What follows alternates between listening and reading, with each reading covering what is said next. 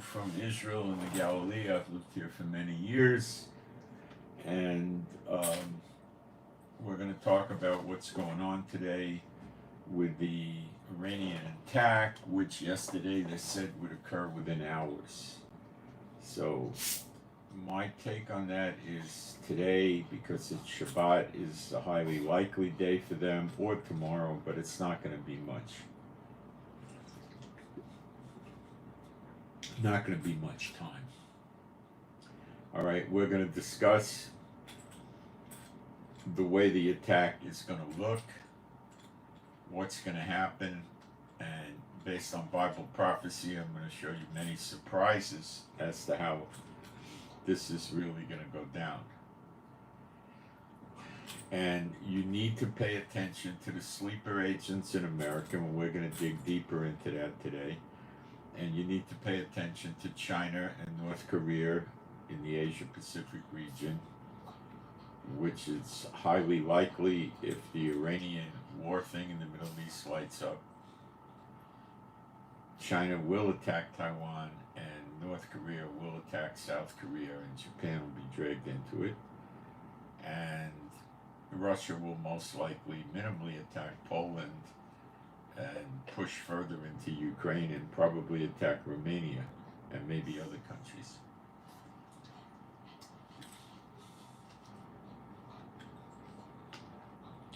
This is their golden moment. Okay? We're going to cover all that, and we're going to tie it to Bible prophecy, all right?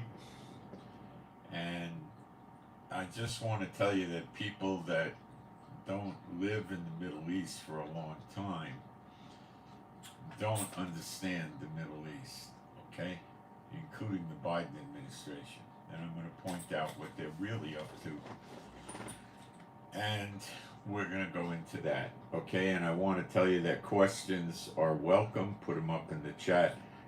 But, if you're going to ask me, what was the name of, the pitcher who won the World Series last year, I'm going to ignore it, okay?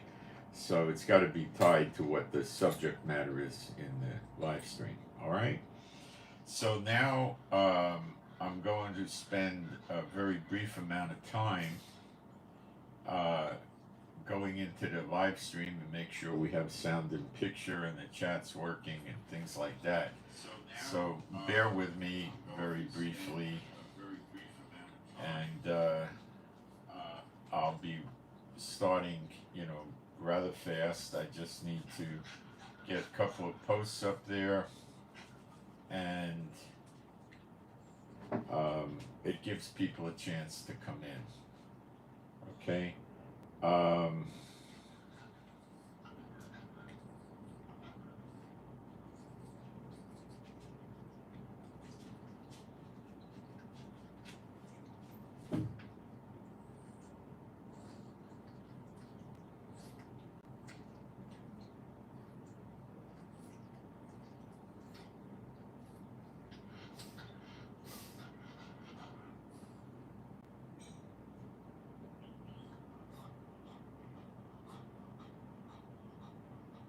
You can send questions in by posting them in the chat, preferably, or you can email them to me. So I'm going to put my email address up there.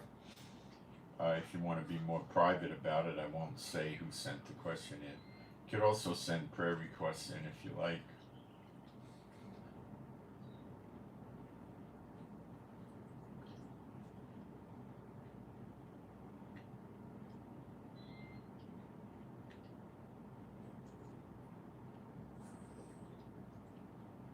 Okay, I'm finished with that part of it.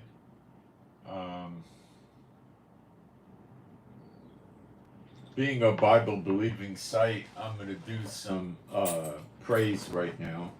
There is no God like Jehovah. There is no God like Jehovah. There is no God like Jehovah. There is no God like Jehovah. There is no God like Jehovah. There is no God like Jehovah. There is no God like Jehovah. There is no Messiah like Yeshua. There is no Messiah like Yeshua. There is no Messiah like Yeshua. There is no Messiah like Yeshua. There is no Messiah like Yeshua. There is no Messiah like Yeshua. There is no Messiah like Yeshua. Guys, I'm not going to be able on this live stream to go through all the Bible prophecies, so some of the people that are not familiar with the channel may not understand a lot of things. Very condensed version. The appearing of the sign of the Son of Man is not the same as the return of Yeshua to the earth with New Jerusalem, okay? This is something you need to understand. If you go through my YouTube channel, you'll find several videos on this. My videos in the YouTube channel are in the live section. It has videos, and then you go across and it says live. Go to the live section.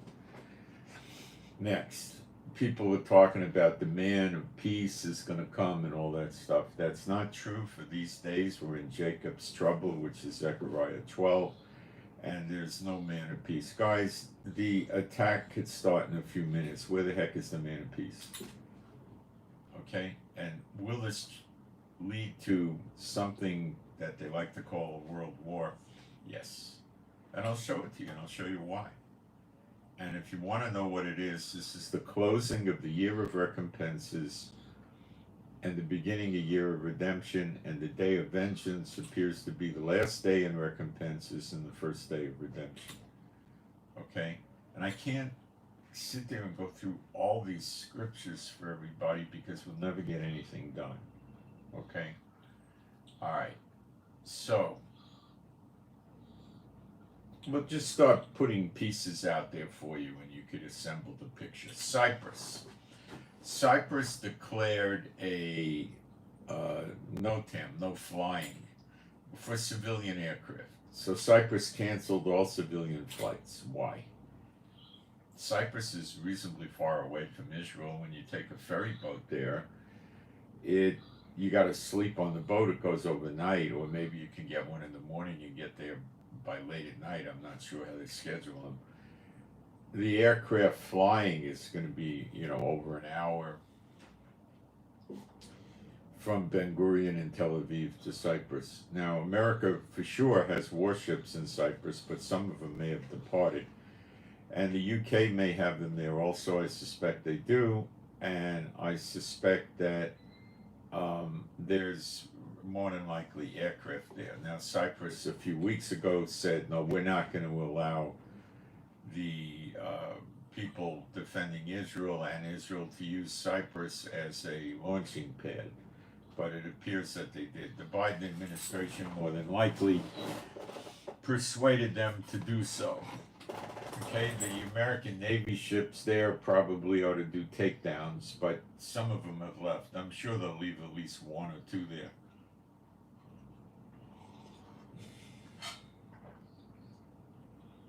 It appears that Hezbollah can reach out to Cyprus with anti-ship missiles or ballistic missiles, not anti-ship, ballistic, and can likely hit Cyprus. And Lebanon, the Hezbollah, has threatened to do so. So if Cyprus had no interest in helping America and the other countries stage for the war in Cyprus, the chances are they wouldn't have canceled all the civilian flights. Okay? There's no good reason for that. All right? Why? But we know the American warships were there, so the 3 landing ships that are either in Israel now or on their way or will shortly be were in Cyprus, or were they in Greece? They were in Greece or Cyprus. Greece could get dragged into this too, but I'm not high on that. It could happen. Cyprus is not in NATO, but they are in the EU, and the EU threatened Lebanon that if there's an attack on Cyprus, that they are attacking the entire European Union. You must understand that these terrorist operators in the Middle East are criminally insane. If you don't understand that, you don't get it, okay? I'll explain slightly. In their theology, if they win the war, they win the war. Their God reigns, they won the war. If they don't win and they get killed, well, their religious leaders call it a holy war, and they become martyrs and they go to paradise and get their 70 virgins. So in their minds, they win and they take slaves and wealth and riches, or they lose and they go to paradise. Now, the leaders of these groups, of course, are straight up Satanists. They don't believe this, but they act like they do. So this is your reality of dealing with these people, okay? Now, the Houthis in Yemen, the Hezbollah in Lebanon, the Iranians, the Iranian-backed militias in Iraq and Syria have no air force. They have no missile defense systems that are worth a hoot, and they have no navy to speak of. How in the world are they going to win? You see what the problem is? They're not right in the head, okay? What they're fighting for is to show that their God reigns. The leaders are fighting to show that their God, who is Satan, reigns, and the others are showing that their Islam beliefs are the dominant real beliefs. That's what they're trying to accomplish. So them backing off is just really not on the table. You have to understand this, okay? Now, do I think Lebanon will hit Cyprus? Yes. Do I think the EU may decide to take action? Yes. Will they take action against Lebanon? No, most likely against Iran. Every country in the EU? I don't think so, but a lot will. And I'll show you the prophecies where we're headed, and the world's not aware of that, okay? Will the Houthis in Yemen join in the festivities? They will. Now you have to bear in mind, Egypt, yes, I said Egypt, Jordan, the UAE, and Saudi Arabia came out and said they will help defend Israel. What they mean is knock down drones and missiles flying over their country. Iran, in the last time they attacked us, launched a lot of ordnance at Israel from Iraq and from Iran. Southwestern Iran, which curiously is Elam. Now, the prophecies in Jeremiah, which are largely ignored by the church, talks about Elam being rather busted up, and all the people in Elam get scattered to the countries of the world, every country. This is in Jeremiah 49. This has never happened. Elam consists of southwestern Iran, parts of Iraq, and parts of Syria. So, you know, since these parts are under the domain of Syria and Iraq and so forth and Iran, it's including Iraq, Syria, and Iran. And who's going to be in the attack but Iraq, Syria, Iran, and Yemen, which I think is likely Edom, although Edom could be up at the top of Saudi Arabia, but I think it's Yemen. There's a lot of different theories about that with the historians, the Bible historians, but I do believe it's likely Yemen, because it mentions in Jeremiah 49 them tied to the Red Sea. And you know, if you take the classical approach of Jordan being Edom, Moab, and Ammon, it doesn't fit because there's no Red Sea there. You can see the Red Sea, but it's kind of iffy, you know. And then the Bible uses the word Taman. Now, curiously, today in Israel, when you read the paper, they don't say Yemen, they say Taman, which is their name for Yemen. But the word really means south. Well, Yemen's in the south. So Saudi Arabia. I don't believe Edom is Saudi Arabia. Okay, Moab would be the southern portion of Jordan, and they get it. And Ammon is the northern portion of Jordan, where the capital of or the seat of the government is, and they make peace with Israel and settle with Israel. I don't think they're going to get it. They might. It might not be for today, but it might be. and the one that destroys Moab can be Iran and her proxies. Now, the Iranians have repeatedly said if any country opens their airspace to Israel, they will consider them an enemy just like Israel and attack them. Now, that would imply that they don't want to let Israel fly jets or missiles over their territory. They should take it down. Of course, they also said that if anybody's going to, assist Israel, they're going to get taken out by Iran. And these countries have hung tough on that. Now, is there a possibility that this is all a fraud and they're all going to turn and attack Israel? It is, but I'm not thinking that. I mean, it's just saying, yeah, we can throw a conspiracy theory out there, but I'm not seeing it. Okay? Yet. I haven't seen it yet. It could happen, but I'm not seeing it. Okay? Thinking. So the world is expecting a regional war. They're wrong. It's not going to be a regional war. It's what's going to be what they commonly call a world war. Okay? But they don't want to accept that because the days of Noah and like the days of Sodom are here for the appearing of the sign of the Son of Man, where the church transfers it to a latter date, like the return of Yeshua to earth. Okay? And it doesn't seem likely because the two witnesses rise from the dead before Yeshua returns, and it doesn't sound, it's not a good fit. Okay? Forget the man of peace. In Jeremiah 30, it says that they're going to be so scared they're going to clutch their guts and their faces will turn white.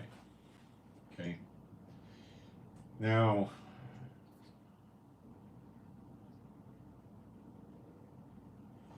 America has said they are moving more warships to the region and more soldiers, and they're moving planes. They didn't tell us where they're putting these assets. Well, the warships would be, you got like three choices: the Persian Gulf area, the Red Sea area, and the Eastern Mediterranean. I mean, where else are they going to put them?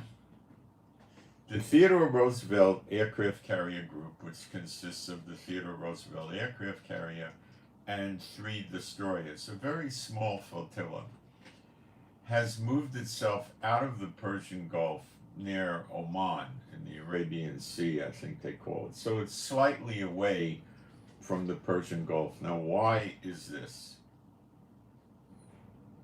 When they were in the Persian Gulf, they would have a greater chance of taking down the missiles from Iran. Would they not? Sure they would. Why did they move? They're afraid of the Iranian anti-ship hypersonic missiles. Now, Iran has taken, okay, let's talk about Iran's so-called Navy. They have what's called go-fast boats, okay? They have, I believe, the last count I ever got on these was about a year ago. It was 1,500, so it could be 2,000. Go-fast boats are of various manufacturer. They're generally going to be 50 to 65, 70 feet, similar to a PT boat from World War II, that kind of size. Similar to a PT boat, they put torpedoes on the deck of the boat on the sides. So, like the PT boats had. So the way they did a launch is they called all the crew away from the torpedoes, and they went to the rear of the boat or they went inside. And they aimed the point of the boat, the front of the boat, at the targeted ship. And the torpedo would be projected off the deck into the water and start running towards the targeted ship. And they had 2 torpedoes only. Now, it's possible they had another 2 or so stored that they could load on there, but you can't just carry torpedoes. You need lifts and straps, and so it's unlikely. The go-fast boats can carry shoulder-fired missiles like anti-tank missiles, which have a short range. Most of them, I mean, if you could get out a mile or so with the thing, you're doing okay. All right? Now, you're in a moving boat going up and down and this and that, and your target's going up and down in the water, and these things are line of sight, you would call it, okay? And they're not hypersonic, but an anti-tank missile hitting a boat is going to cause damage to the boat. Okay? Now, if they hit the boat 6 feet over the waterline, what is the damage? Well, it's not going to take water 6 feet over of any substance, but it would probably injure or kill the soldiers inside the vessel where it hit, and it would have a very high probability of causing fires in the boat, which is, dangerous, but these modern American boats would compartmentalize the fire by, shutting their doors, and they probably have an overhead fire extinguishing system, and they have fire crews that wear protective suits and they would get the fire out. But if they hit it in the right place, they might hit munitions and cause secondary explosions or hit the fuel and so forth. Now, when you're talking 1,500 go-fast boats, you're not talking, one or two boats. They're going to send, if they want the Teddy Roosevelt aircraft carrier, they're not going to send 10. They're not going to send 20. They'll send 40 or 50. A swarm. And at the same time, they'll launch drones at it and try to shoot possibly missiles. So these boats also would have RPGs, which are shoulder fired with a limited range. So these boats got to get close. But these are suicide fighters, ready to be martyred and go to paradise and get the virgins. They don't care. Okay? They will strive to press close to the boat to assure themselves a hit. Iran also has suicide drone boats, which probably wouldn't be very effective. They could take those out pretty easily, I think. Iran's submarines are not that dangerous, and they have very few, and nobody really knows if they can do anything, okay? Now, what Iran did that is somewhat dangerous, it's stupid. It's like making a zip gun, where the kids used to take car antennas when they had vertical car antennas on the car, and they would make a 22 gun out of the thing. But what they would do, what they've done is they've taken merchant marine vessels and they stripped the decks, and then they installed missile launchers in the decks. Quite a few, like they might have 30 or 40 launchers on a deck or even more. These are probably boats that range around 400, 500, 600 feet. You could get a lot of missile launchers on the thing, and you could store a reasonable amount of missiles under the deck. And the other thing they've done is they've taken containers. A 40-foot container. It's 40 feet long, 8 feet high, and 8 feet wide, basically. And they've installed missile launchers in these containers with a missile. Now, these are substantial missiles. These are not Katyushas, and these are serious missiles. They got plenty of room in there. They could easily put a 25-foot long missile in there of substantial size and weight. So they open the container of the boat. That can be done by removing it or having a tarp on there. Then the missile launcher rises, so they need electrical power somehow, probably from the boat. The missile launches, so it doesn't, when they launch it, it doesn't hit the container and blow up. So it goes out of the container, and then they direct the missile to the target, one missile per container. So they have ships they can put, a bunch of containers in and shoot that way. But the gross threat is the merchant marine ship with the missile launchers stacked up on the deck. Okay? And they can fire a lot of missiles. And I don't know how many of these boats they have. I would guess they probably have a dozen, maybe 24. I don't know. And these things are rather dangerous for any warship because they would do a swarm attack. Would the missile launching ship get hit by the American anti-ship missiles? Undoubtedly. Undoubtedly. But you're talking about a suicide game here. What are the range of these missiles? I don't know. I'm sure they're, probably 12 to 25 miles. America, a couple of months ago, moved a lot of these A-10 planes into the Middle East theater. I don't know which country they're in. And the A-10 is not a supersonic jet, but it has this amazing, you could call it a Gatling gun. It probably has 6 barrels. And it could launch something like 3,000 plus rounds a minute of 20 millimeter shells, which is a rather substantial shell, almost an artillery piece, or you might consider it an extremely limited low-level artillery piece.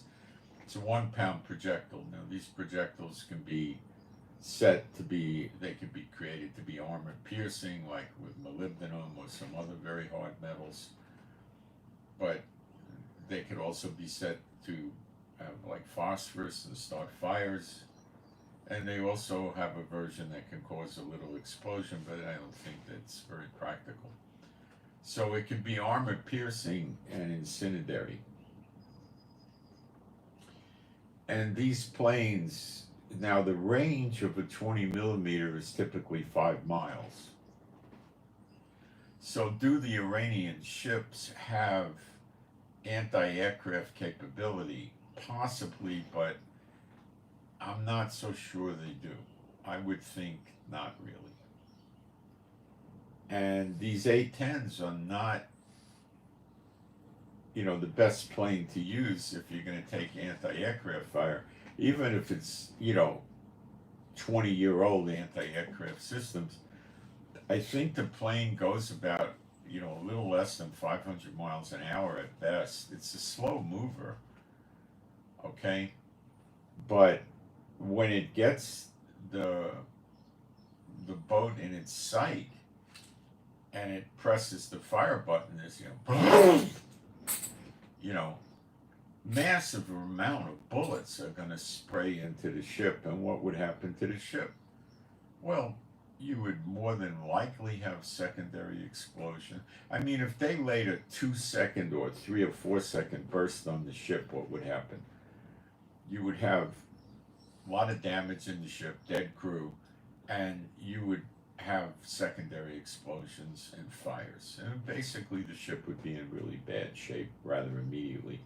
It might take 3-4 minutes for it to really, get critical, but, the ship could sink, it could be dead in the water. With an aircraft carrier and 3 destroyers in the theater there, you better believe there's, I would say, probably 2 submarines with this flotilla. Okay? They never announce it, but why would they not send submarines? These are submarines that would be protecting the aircraft carrier and the destroyers quite well, because Iran has, I would say, 0 capability. I'm pretty confident in this, 0 capability of detecting any of the American submarines, even the stuff that's 25 years old, they wouldn't detect it. So their ships could also be taken out by submarine torpedoes. Submarines usually have missile launch capability as well, but they got different submarines for different purposes, and I don't know what kind they put out there. Now, they might not have sent 2, they might have sent 1, or they might have sent 5. I have no idea.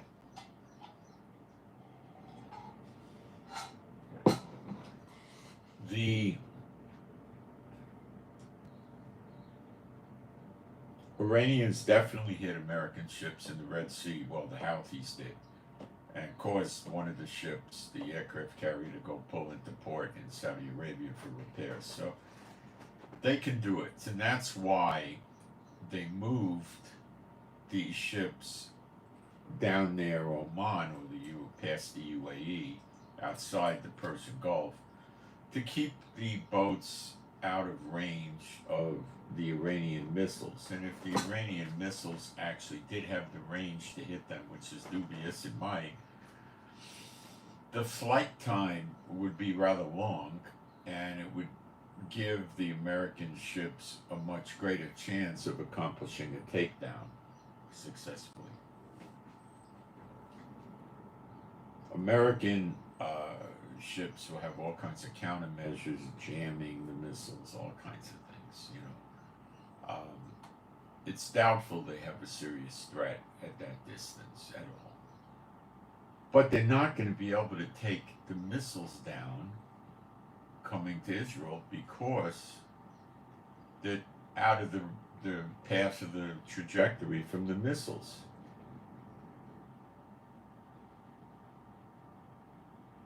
You got to put that in your pipe and smoke it. So they're not there to just take down missiles. They're there to attack Iran. Okay? They want to get Iran. Iran has been too much. Now, the Senate yesterday introduced a bill to declare war on Iran. Preemptive attack, in other words. Now, I don't know if this is going to get legs and get passed, and the House will pass something or not, but it's in the Senate yesterday. Okay?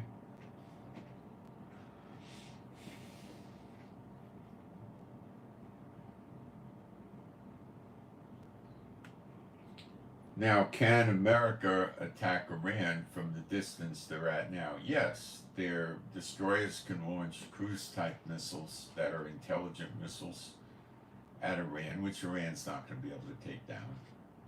And the aircraft carrier can launch aircraft. It's probably got between 70 and 90 aircraft, let's say about 80. Probably got about, 60 fighter jets, maybe even 70. And that's really overkill to start destroying Iran. Iran can't knock out the fighter jets, okay? So Iran has threatened to hit the military bases in the region that America has, and American allies, which would be Great Britain. And this would likely be the American bases in Iraq and Syria, but it may not be restricted to that. America had, and I think they still do 5,000 troops in Kuwait. Kuwait's a sitting duck for an attack from Iraq. Now, Kuwait just made an announcement that they have no intention of letting their country be used as a landing pad to attack any other country.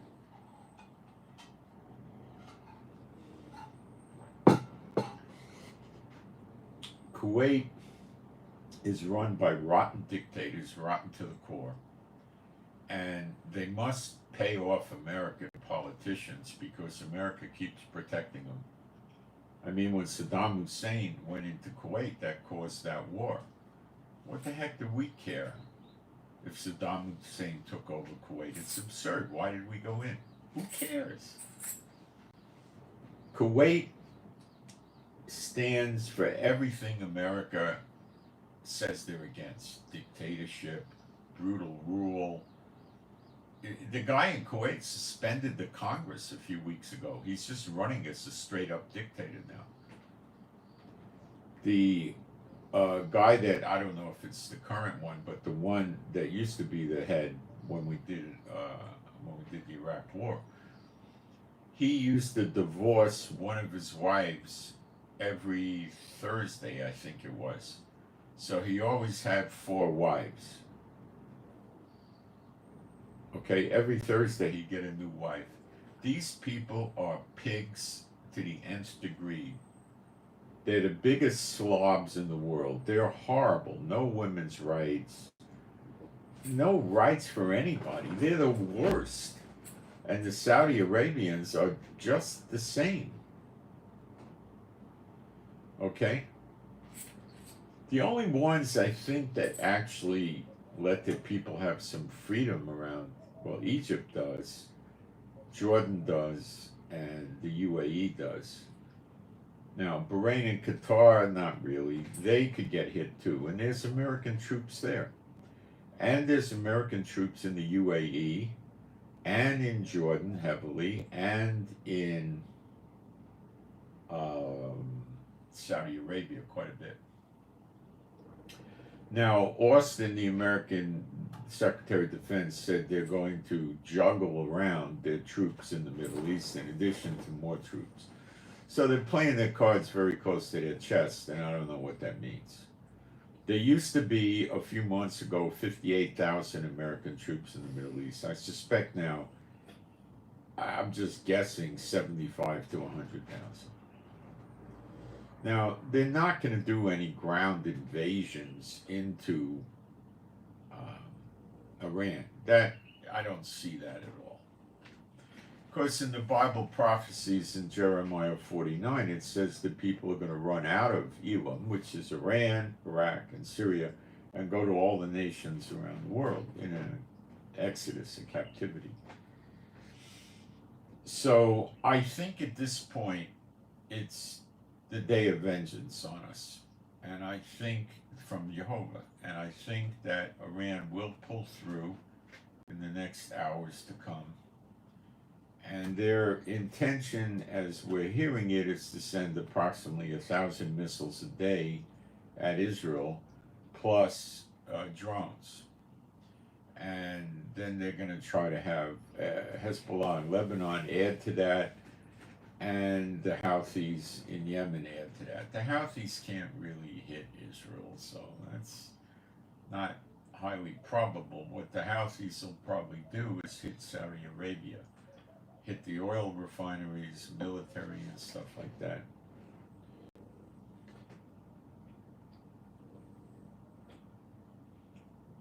See, if you take the military bases out, you can always come back later after the fact and then do what you want to the civilians. The military's gone.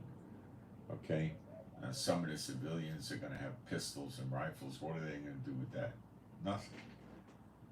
Oh, they may take out a few soldiers here and there, but, you know, they come to the house and they tell you to come out, open the door, come out, lay down on the ground, and you don't do it, they'll burn the house.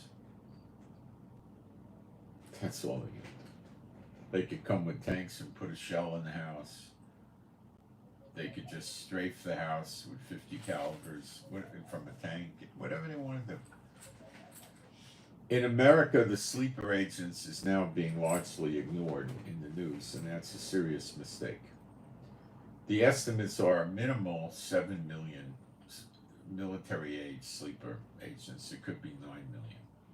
And then we know that China years ago bought large amounts of land, hundreds of thousands of acres, much of it next to American military bases. And we know that these, what they call illegal immigrants, have come, the sleeper agents have been going directly to these pieces of land where China has agriculture, of course, as a front story, and they're going directly there. They're not even bothering to file for immunity.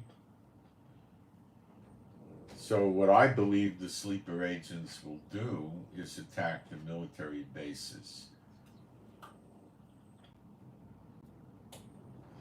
People think that Iran and other countries probably sent, because China has these things, North Korea has them, and probably Russia, container missile launchers, where you have a 40-foot container and you have a missile launcher with a missile in there. They might have those because America, inspects maybe 1% of the cargo, something like that, 2%. So they might have a bunch of those and they could just rain them down on the bases, or they could have built large numbers of Katyusha rockets, and that from close distance will rain down all kinds of terror or more sophisticated missiles. And they would start with missile mortar attacks, drone attacks, and then a ground incursion and take out the American bases, which are normally not well defended. They're not in the habit of putting anti-missile systems on these bases at all. What they would need to do, they probably have not done, and that would be to have lots of tanks operating in various points around the perimeter of the base, have hundreds of guards on duty every shift, armored personnel carriers, armored Humvees,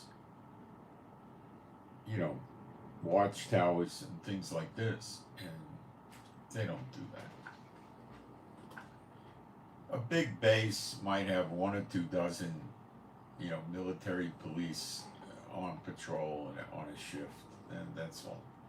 The weapons, the soldiers don't carry weapons normally. They keep them locked up, so they probably won't be able to get much of a counterfight going. And, nobody's talking about this right now. It's the days of Noah. They're going to be taken off guard, okay? Now, let me look at the chat, and I will take questions as long as they're somewhat relevant.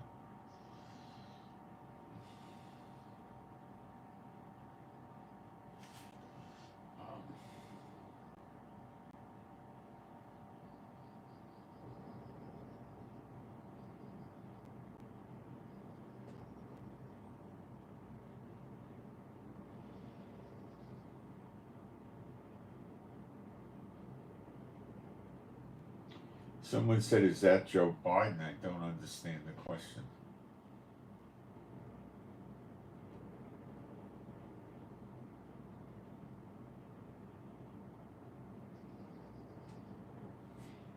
Any idea where to go? Well, you have to study your Bible. The people will be leaving America. It'll be in shambles. You got to study Jeremiah 50 and 51. The believers and the Israelites will be coming to Israel.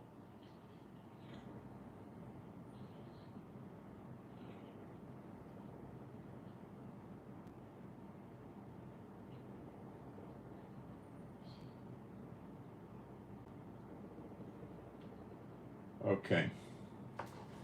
So very few people are coming in here. If I started talking about Antichrist and, Gog and Magog and all this stuff, it'd probably be hundreds of people in here. See, they don't know the Bible, they don't understand, and the church teaches them malarkey, and they buy into it. All right.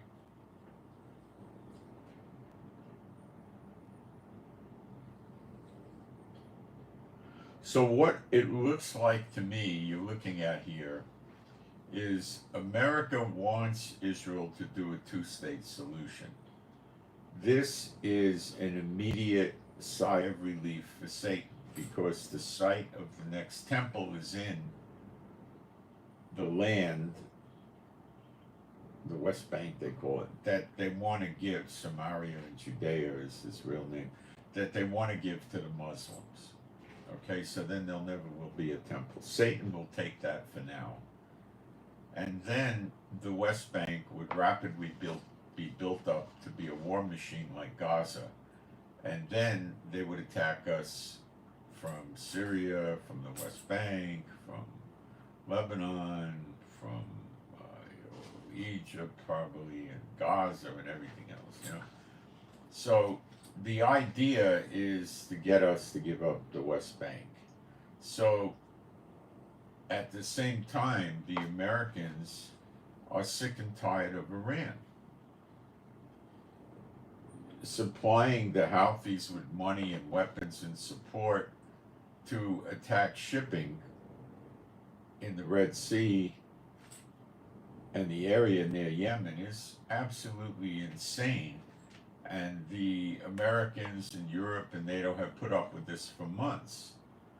Now, they haven't gone into Yemen with a ground invasion because that would probably drag on for months and require a six-digit amount of troops. So the UK and America only have been bombing it, strategically hitting missile launches and radar and stuff like that. And it's been, UK and Israel and America have done a number of raids on Yemen by aircraft right after Israel took out that big province or state where the Houthis were operating. And there's been, since then, I don't think there's been any attacks on ships. Gaza, we assumed was inert, but yesterday it did manage to get some missile launches off into the south near Gaza, but it created no damage. We took them down and they landed in open fields. So they've been shown to be ineffective at this point. So Iran has lost Hamas in Gaza. They're afraid of a ground invasion in Lebanon because if they lose Lebanon, that's two of their big satellites. If they lose their satellites, there's no way for them to cause trouble in the world unless they do it directly, and then they're going to get bombed in their homeland. But this charade they play of don't look at us, it's our satellites that did it, it's worn thin, and the nations are not that happy with them at this point. And they all know that you have to get rid of Iran. Getting rid of Yemen and leaving Iran in place is stupid. Why bother? Just get rid of Iran and then Yemen will fall apart. There won't be any missiles, there won't be any money coming in and so forth. Israel took out their oil facility there, causing them a tremendous loss of economic revenue from selling oil. I'm going to take a break for a minute. I'll be right back.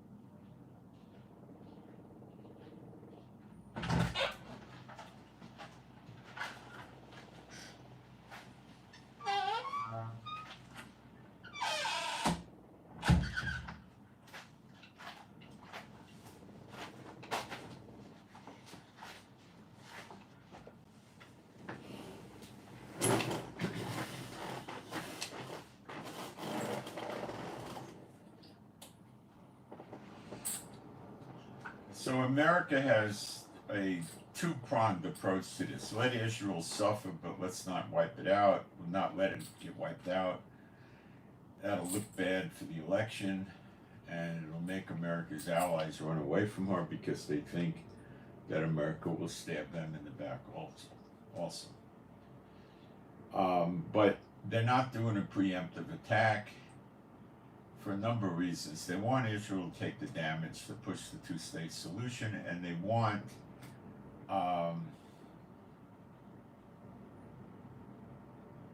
to get rid of Iran, and they want a good justification to do it, so the public doesn't come up in arms because the Palestinian protesters in the States will go crazy. So it's a multi-pronged approach from America, but they don't want Iran to grow any stronger, because if they do, they're going to control Kuwait, Bahrain, Qatar, UAE, Oman, Saudi Arabia, Jordan, and control the oil, and then they'll have them just reduce their oil production steadily, like 10% a month, and every time they reduce the production, the price of oil goes up. And they'll just keep doing this until the economies of Europe, i.e. NATO, and America break. That's all. People can't go to work. Gas is $10, $12, $15 a gallon. It's almost $9 a gallon in Israel, and Europe pays money like that too. So even at $9 a gallon, how are a lot of Americans going to go to work? A lot of people probably burn 4 or 5 gallons a day in commute. So if they're just paying $45 a day in gas, right? Let's run the numbers. And that's a low number. And let's say they work 23 days a month. That's $1,000 a month in gas. That's at $9. Now, if you want to take a look at it more realistically, let's say $12 times 5.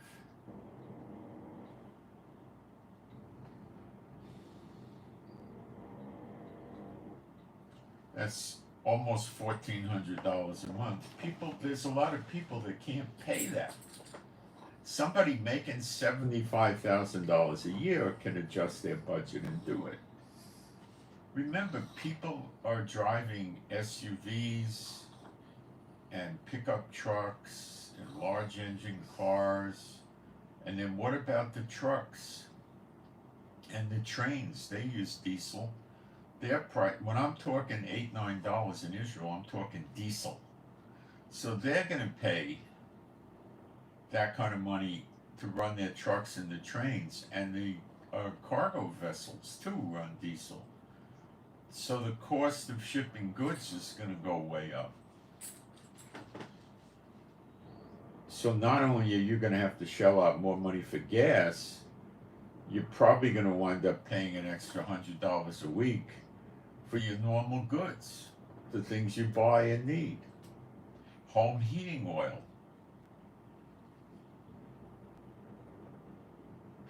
Lots of things are going to go up. And America knows that, and Europe knows that. They can break their backs. So they don't want, and Iran, you see Iran pushing around the countries. Oh, you can't help Israel, don't let them fly over, they're threatening them already. So what's the difference between that and, let's say there's no America, and then they tell these countries, well, if you don't reduce your oil production by 10%, we'll basically treat you as an enemy and attack you or something like that, See what I'm saying? And then without America, Russia will join in the hit parade, because they'll be able to sell oil at higher prices, and they'll like that. And Iran will like it because it'll sell oil at a higher prices, and China won't care because Iran will give China a sweetheart deal and they won't be affected, so their industry would soar because they wouldn't suffer an increase in the cost of goods sold, the manufacturing cost. Remember, when you run all these machines in the factories and you heat the factory and air condition the factory and move the goods by truck and airplanes use fuel too, you know. Air travel will be incredibly expensive. Inflation will go crazy. It's a serious threat to the United States and many other countries.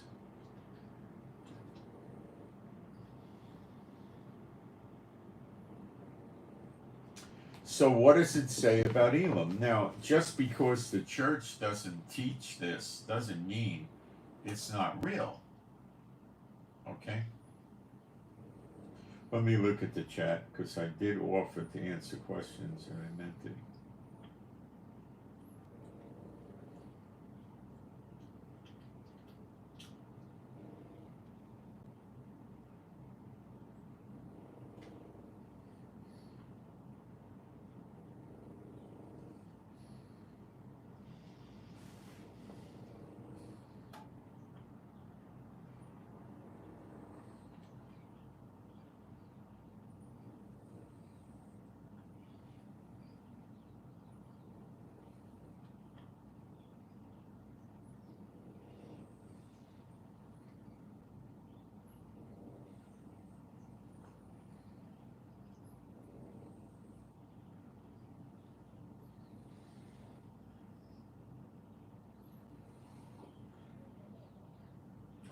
Prayer request for someone named Christina for healing. A prayer request for somebody named Christina for healing.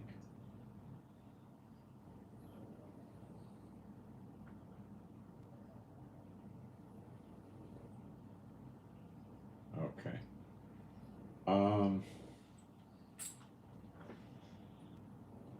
Jeremiah 49, towards the end is where we get the meat of this regarding Iran. I'll get there for you.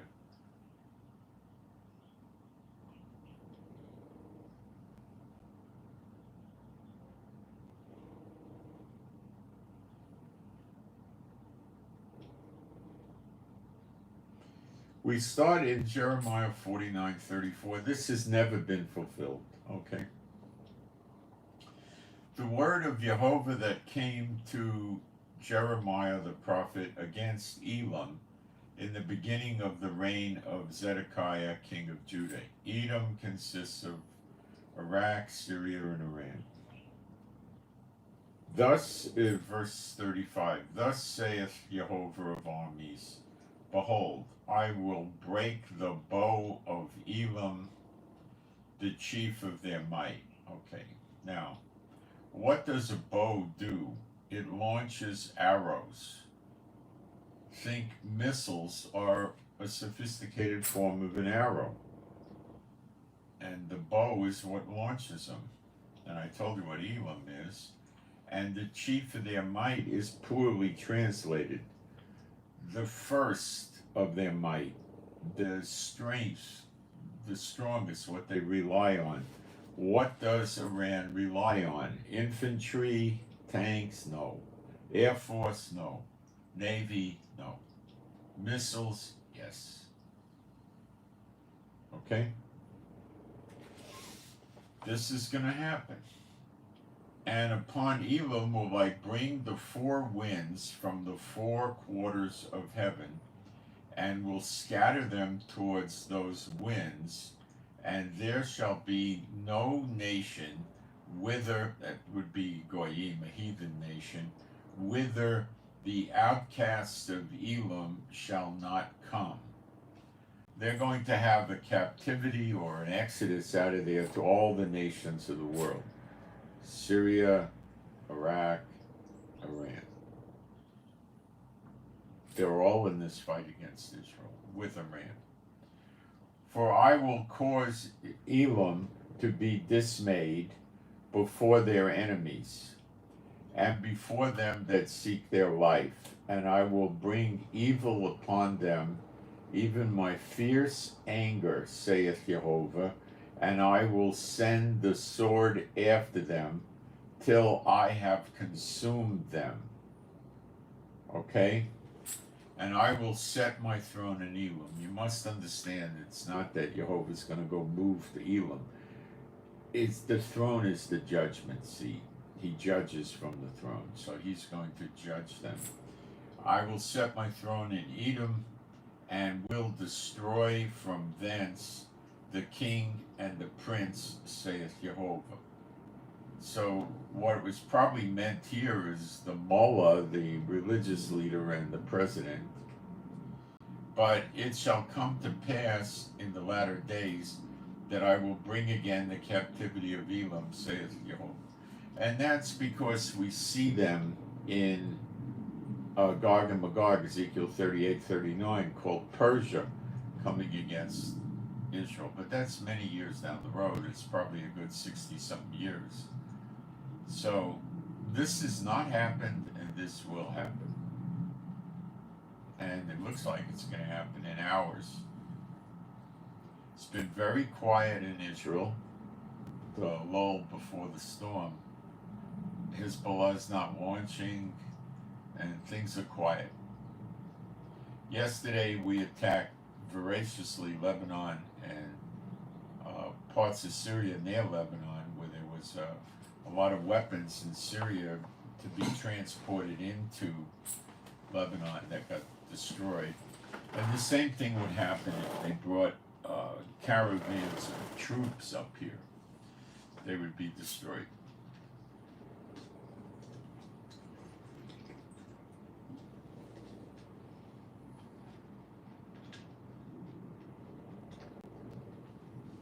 So the pieces are in place. The world doesn't understand it. And all you've got to do now is sit back and wait for it to happen. It's not going to take long. I can go through the narratives with Iran, but you see why Iran is so bold is they know about the sleeper agents because they're controlling a lot of them. So they're going to, that's the snare, Jeremiah 50:24, part of it, that the Lord put on the daughter of Babylon, America.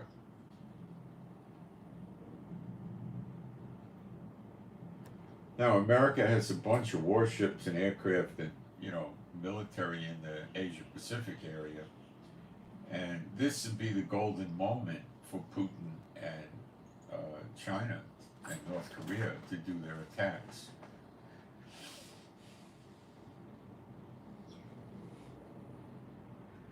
They're going to drop on America all at the same time. And with the sleeper agents, they are going to be successful, and America is going to be destroyed in the day of vengeance, as I see it, along with many other countries. Now, you need to understand, now you can get mad at me and all of that stuff, but you need to understand that Jeremiah 30 explains things to us about these days that the world doesn't understand. Verse 1. The word that came to Jeremiah from Jehovah, this is Jeremiah 30, verse 1. Thus speaketh Jehovah Elohim Yisrael, the God of Israel, saying, write thee all the words that I have spoken into a book. It's safer. It's the word probably means a scroll more than a book.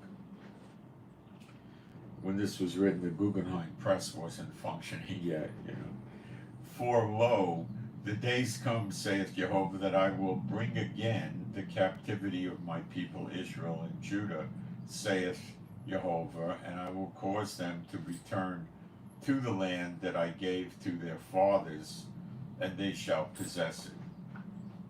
Now this has not yet happened. We don't have all the land that he gave to the fathers, and it looks like we will. But there's only parts of Judah and Levi here now, really, a little bit of Benjamin. The 10 tribes, the so-called lost tribes, are not here yet.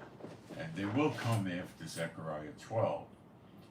And these are the words that Jehovah spake concerning Israel and concerning Judah. For thus saith Jehovah, we have heard a voice of trembling, of fear, and not of peace. So forget the man of peace, okay? Forget that. That's misinterpretation of the scriptures. It's something in the future. Ask you now and see whether a man doth travail with child. Wherefore do I see every man with his hands on his loins as a woman in travail? The woman in travail is the birth of a nation in a day, I believe, and all faces are turned into paleness. Now this could mean the Israelis, or it could mean the enemies, or both.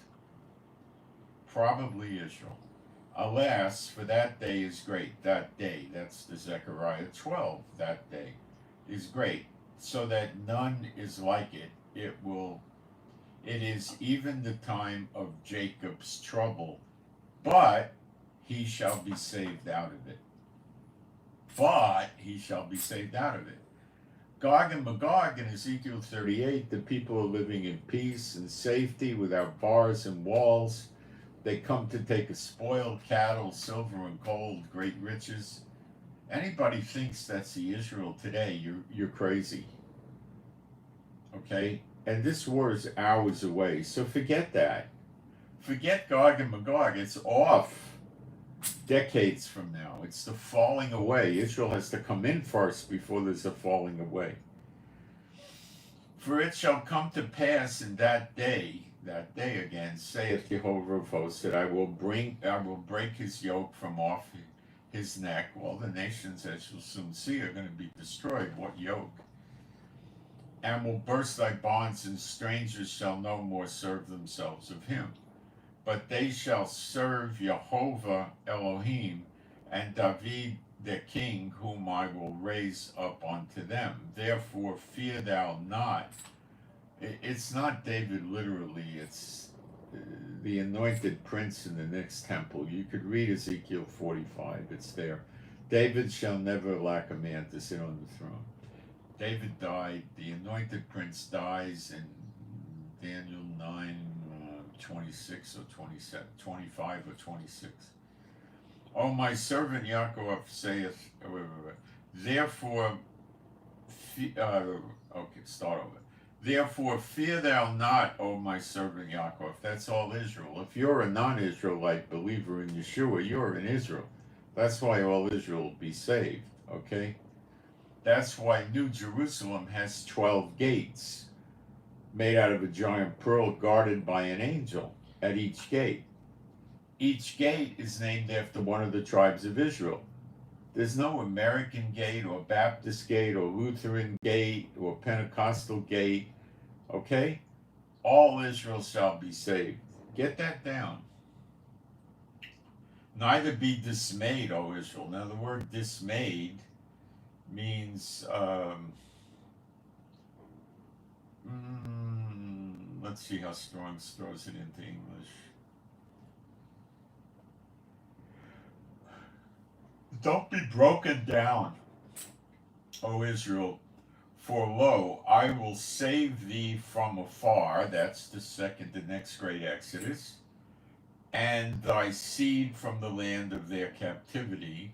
And Yaakov, or Jacob, shall return, and shall be in rest, and be quiet, and none shall make him afraid. That would begin to set the stage for Gog and Magog, but there has to be a falling away first. For I am with thee, saith Jehovah, to save thee. Though I make, now you better listen to this carefully, and I know the church doesn't teach it, and that means nothing to me. It's right in your Bible. For I am, this is Jeremiah 30:11. For I am with thee, saith Jehovah, to save thee. Though I make a full end of all nations whither I have scattered, where I have scattered thee, yet will I not make a full end of thee, but I will correct thee in measure, and will not leave thee altogether unpunished.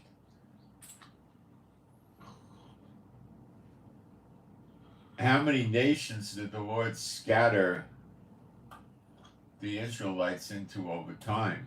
Every nation in Europe, every single one, much of the Middle East, not that much of Africa, North Africa, every country in South and Central North America that I could figure, plus Asia. I'd say 100, 120 countries. Read it. Now, you might think, oh, he found an obscure scripture that doesn't mean anything or something like that. Okay. Let's go to Jeremiah 46, verse 28.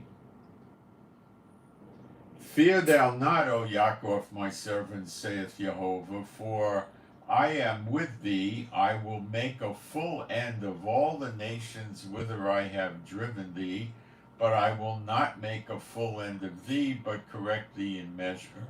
Yet will I not leave thee wholly unpunished. So you have it in two places, and if you want to ignore it and reject knowledge, go ahead. Does that mean that the true believers are going to be destroyed? No. Does it mean all these people are going to be destroyed? No. Does it mean their nations are going to be busted up? Yes. Now, the next thing I should be showing you is what about the military in Israel? What does it look like their fate is? And I'll take a break and we'll cover that. And we'll do that out of mostly Zechariah 12.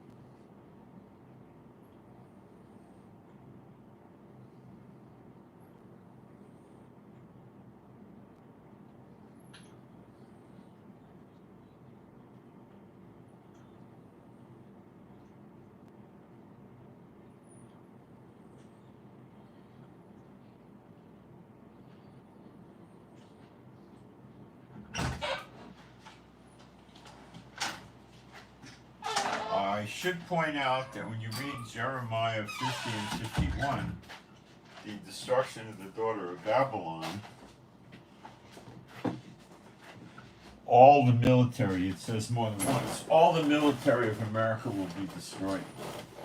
Now, if you want to ask me, does that mean every soldier? I'll just come back to you and say, what do you think it means? All the military of America is going to be destroyed. So what do you think? All right.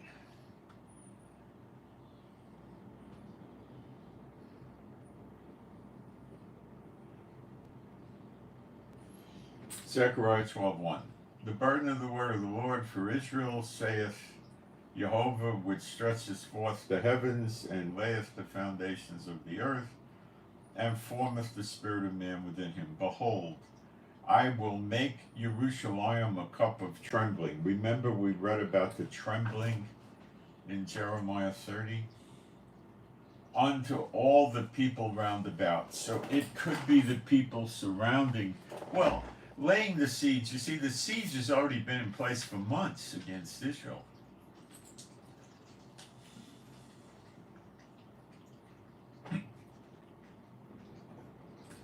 Lebanon, Gaza, Houthis, Syria, Iraq, Iran. Okay? It's been going for months.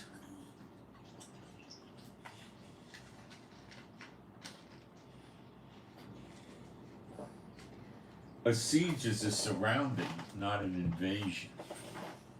There will be no invasion. Behold, I will make Jerusalem a cup of trembling unto all the people round about. When they, you see, Jerusalem is what's most important to Satan and the leaders of the world, because they want to make sure another temple doesn't go up. So that means they need the West Bank, which includes East Jerusalem, to revert totally back to the Muslims, so that never happens. Okay, that's what Biden is trying to do, to beat Israel down so bad. Let it, almost 10 months of attacks. Now they'll have Iran attacking. They want Israel. Then they say, "Oh, come on, you got to do the two-state solution. It's our only chance for peace. It's our only chance to destroy ourselves." Plus, they want God to get mad at us by us returning the land to the Muslims that worship another God that He gave to us. Okay. In the siege, both against Judah and Jerusalem, God calls this land now not Israel, because the 10 tribes aren't back, and most of Judah's not back, so it's referred to as Judah and Jerusalem. And in that day will I make Jerusalem a burdensome stone for all people. All that burden themselves with it shall be cut in pieces. They're really after Jerusalem.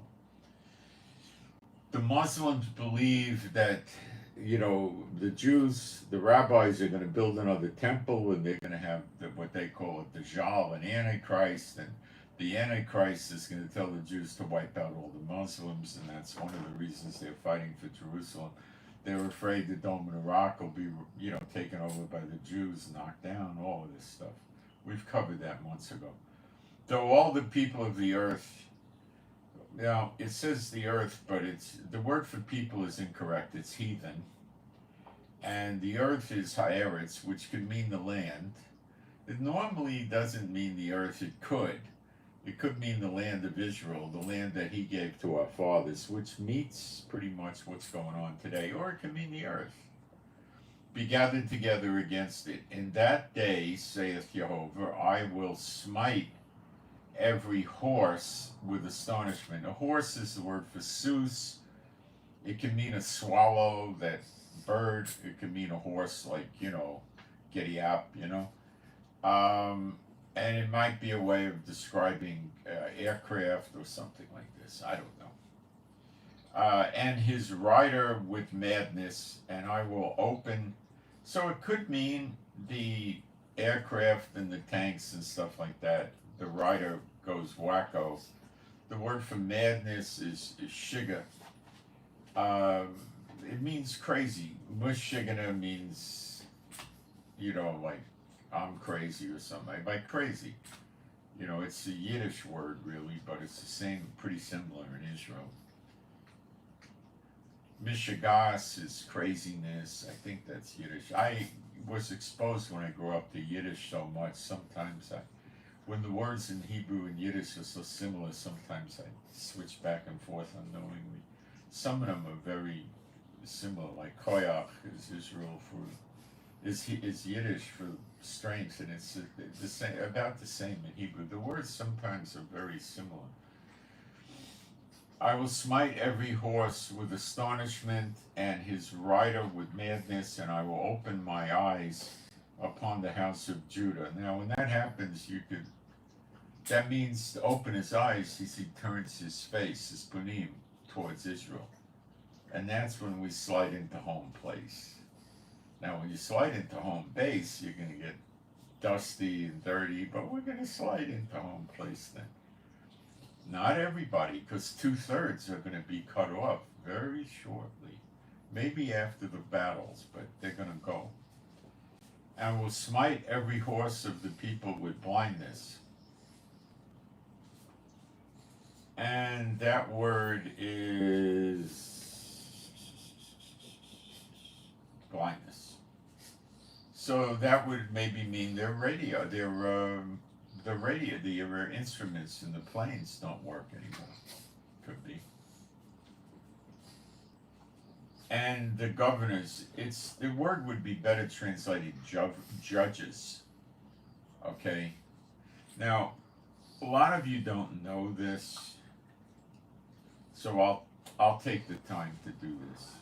In Isaiah 1, the church, of course, never teaches this, but that's not my problem.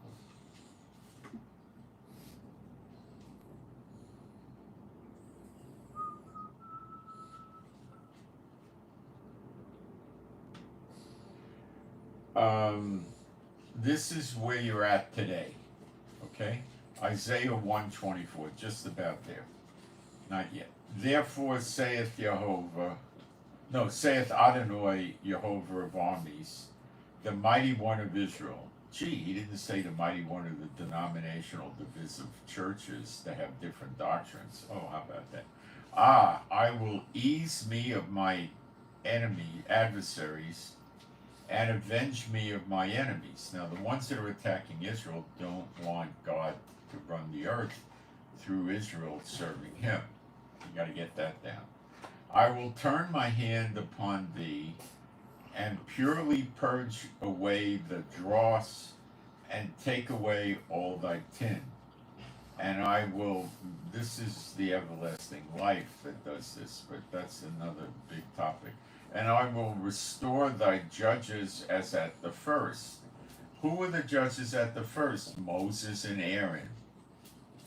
Were they prophets? Yes. Are the two witnesses prophets? Yes. To be a judge, you need to be a prophet? Yes. Was Samson a judge? Yes. Did he prophesy? Yeah, he was a prophet too. Other judges. Israel did the best when they had the judges. Although they had good kings, like David, but the judges did generally a pretty good job, not every one of them. To be a judge, you should be a prophet, and there's only two prophets coming, and that's the two witnesses, Elijah and Apostle John. And they will be the judges. And thy counselors, that's at the beginning, those are the 70, and then will come back. Afterward thou shalt be called the city of righteousness, the faithful city. Okay, so now you know that, and the church doesn't teach that, and that's the church.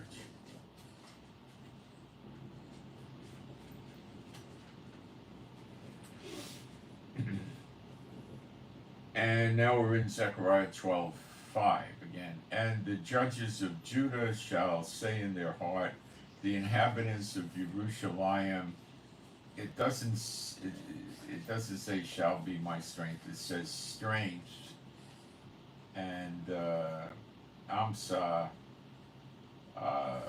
it means strength. Strength. And then it says Jehovah armies Elohim.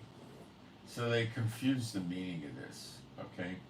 The people in Jerusalem, their strength is in Jehovah, is what it's saying. In that day, now you're starting to hear that day. This is one day. This is the day of vengeance. In that day will I make the governors, the judges of Judah, like an earth of fire among the wood, and like a torch of fire in a sheaf. And they shall devour all the people round about, on the right hand and on the left. And Jerusalem shall, it says, remain still in her own place. Even in Jerusalem, they twisted that to make you think Jerusalem's overrun. It's not. They twisted the translation. Look, who has fire coming out of their mouth but the two witnesses? Okay? Moses and Aaron didn't have that ability. The church doesn't tell you this is when the two witnesses start working, which is likely this weekend. Okay? That's the churches. I can't be responsible for that. Now we're in verse 7. Jehovah also shall save the tents of Judah first, that the glory of the house of David and the glory of the inhabitants of Jerusalem do not magnify themselves against Judah.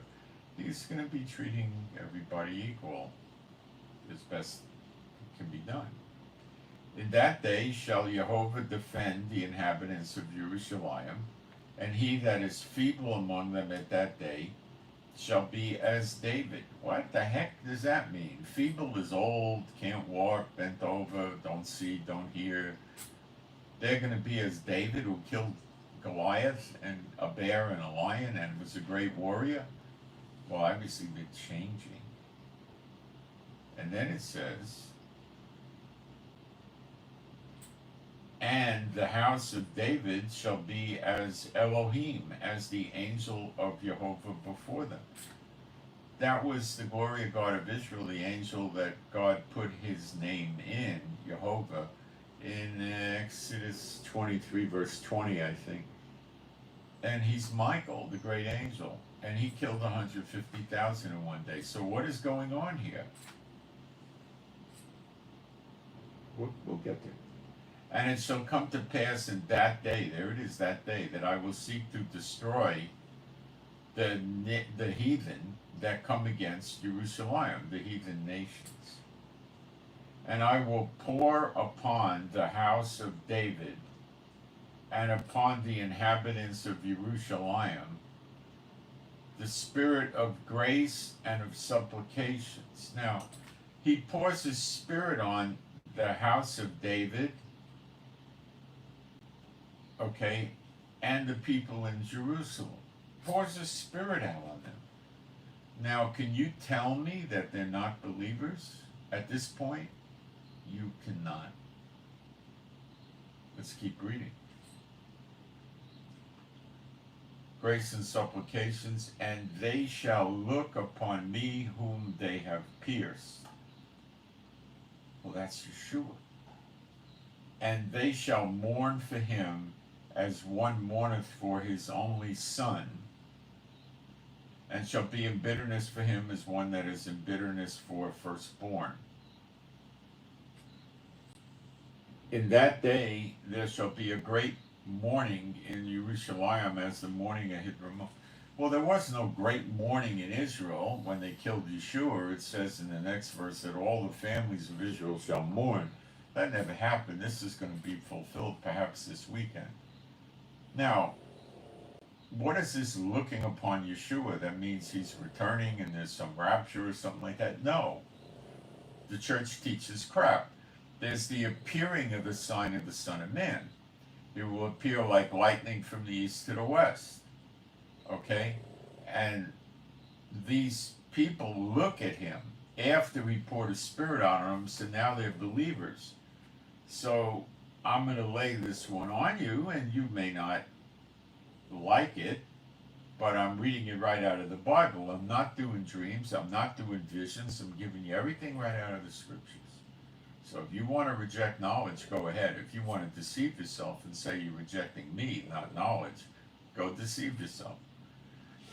John 6:40, and this is the will of him that sent me. This is Father God Jehovah will, that everyone which seeth the Son and believeth on him may have everlasting life, and I will raise him up at the last day. Okay, let's go on and read it again. That everyone which seeth the Son and believeth on him may have everlasting life. Now back to Zechariah 12 as quick as I can get there. Verse 10, Zechariah 12:10. And I will pour upon the house of David and upon the inhabitants of Jerusalem the spirit of grace and supplications. Now they believe, and they shall look upon me whom they have pierced, and they shall mourn for him as one mourneth for his only. Okay? They got everlasting life, which is not immortality. They could still die. Their life will be olam in the Hebrew, a very long, indeterminate period of time. We get a double portion in these days, which is before the flood, they lived close to 1,000 years. We'll live further. The scriptures supporting this say, my people's days shall be like that of a tree. A tree could go 2,000-3,000 years, but it does die. A child shall die at 100, it says. It still died, but the child's 100 years old.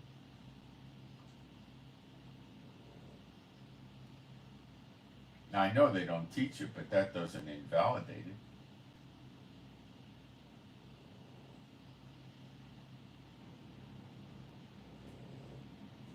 And this is probably going to happen in the next 2, 3, 4, 5 days or something.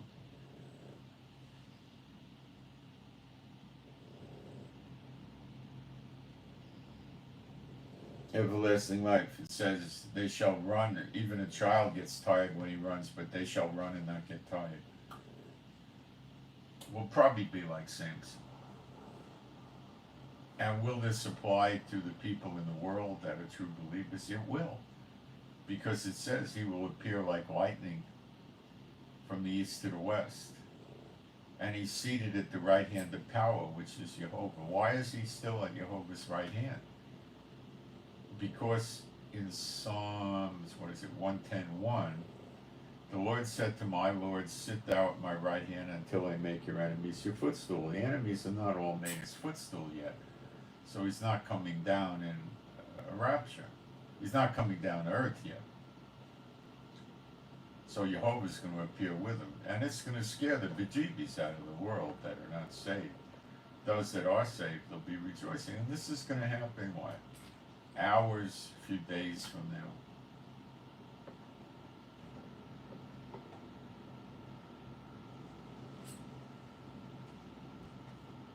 Remember, Yeshua said, because you reject knowledge, I will reject you. By not believing this, you're not rejecting me. You're rejecting the scriptures. This is not dreams. This is not visions. This is the scriptures. And by believing Pastor Bob, or even worse, Pastor Mary, or Pastor Jane, or whatever the heck these idiots like to call themselves, you are rejecting the knowledge of the Bible and following them. And they are blind. And if the blind follow the blind, they both fall in a pit, the pit where you await judgment. So, do as you wish. This is the end of the age. The next age with with the everlasting life. Everlasting life is not you live forever. In New Jerusalem it says there shall be no death, because we eat of the tree of life and we drink of the water of life. Then we get no death. Not yet.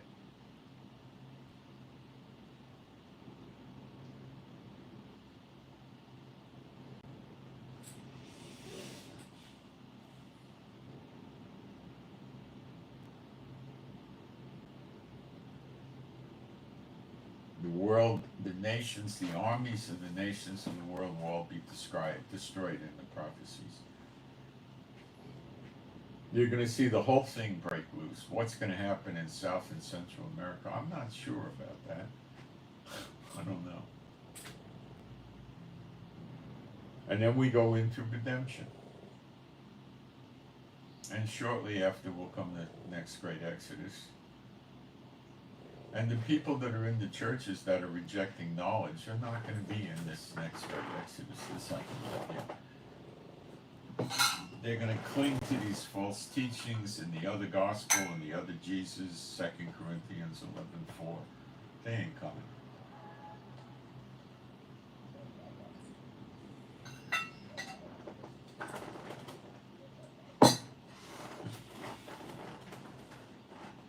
The two witnesses are going to be doing the law, and they're going to say they're the beast and the false prophet and all this stupid stuff. They're not going to be around.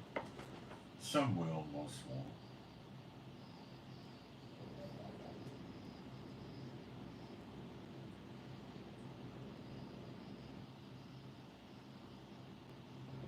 Hold on, I got some message from somebody. Let's see if it's...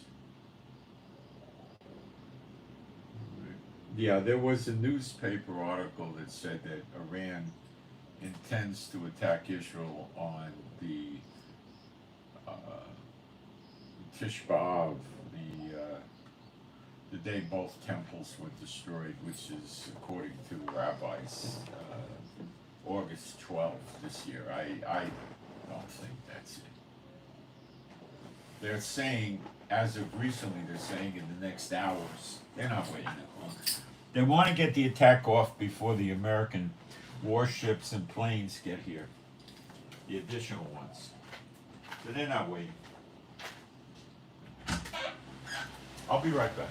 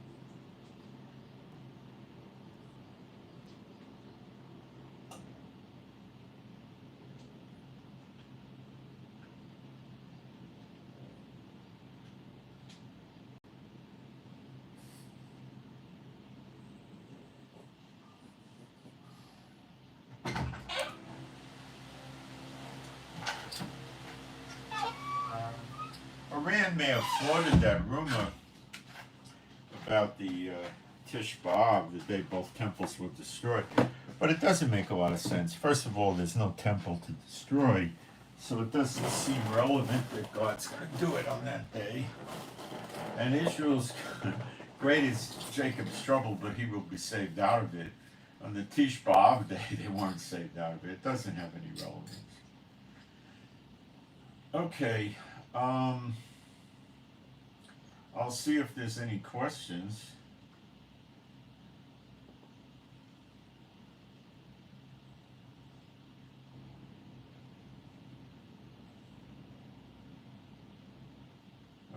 Just looking for questions. I did say I would answer questions. Where are we in prophecy? You'd have to start at the beginning. It wouldn't be fair for me to go back and retrace it. Wrong, Edom is endless possibilities. Well, you know, there's two schools of thought basically on Edom. One is it's in Jordan, southern Jordan. The other one, well, there's really three. The other one is it's northwestern Saudi Arabia, and the other one it's Yemen. Since it's associated with the Red Sea in Jeremiah 49, and it's also called Timan, which is the Israeli name for Yemen today, I'm thinking it's probably Yemen. Plus, Yemen is so active in prophecy. Northern Ireland, okay. We get people from all over the world in here.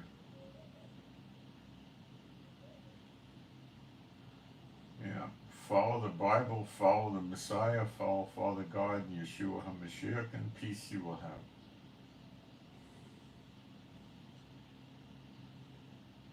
Well, someone says, who left old Unk on the internet? Okay, so would you like us to pray that you die young? Would you like that? Because it seems that's the way you want to be or something, I don't know.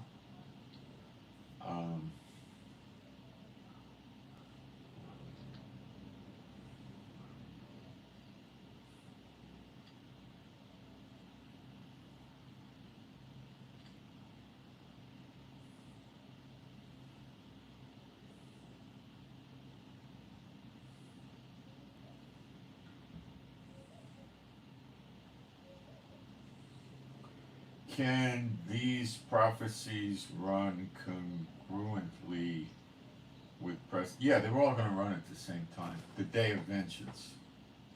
I'll give you a little help on the day of vengeance in a minute. I have no idea who Bruce Jenner is, so I'm going to take that post off. I don't know who this character is.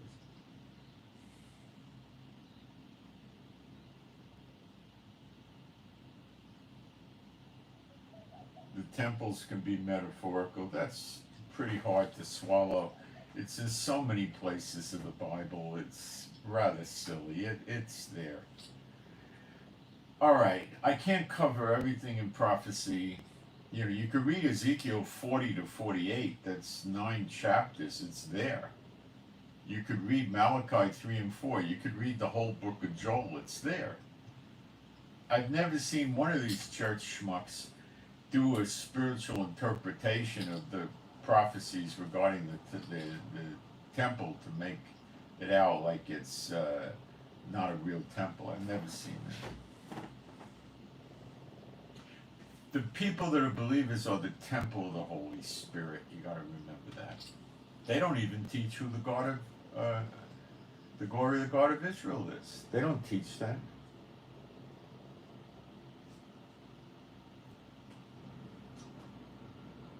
All right, I'll give you a crash course on Day of Vengeance, Year of Recompenses, and Year of Redemption, okay? We go to Isaiah 34, verse 8. For it is the day of the Lord's, of Jehovah's vengeance, and the year of recompenses for the controversy of Zion. Now, I'm going to tell you for the first time today something the Lord showed me that is not written in the scriptures. Around August, I think it was August 10th, 2023, the Lord revealed to me it's year of recompenses. He did not tell me what day it began. It could have been that day, I don't know. August 10th, 2023. Recompenses is the payback to the nations of controversy over Zion. They don't want Israel for various reasons I covered already. Okay? So the day of vengeance is associated with the year of recompenses. Got it? Okay. Now we go to Isaiah 63.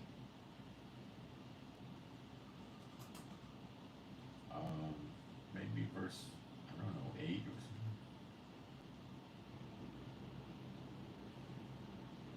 We gotta find it. I think it's maybe more like 3 or 4.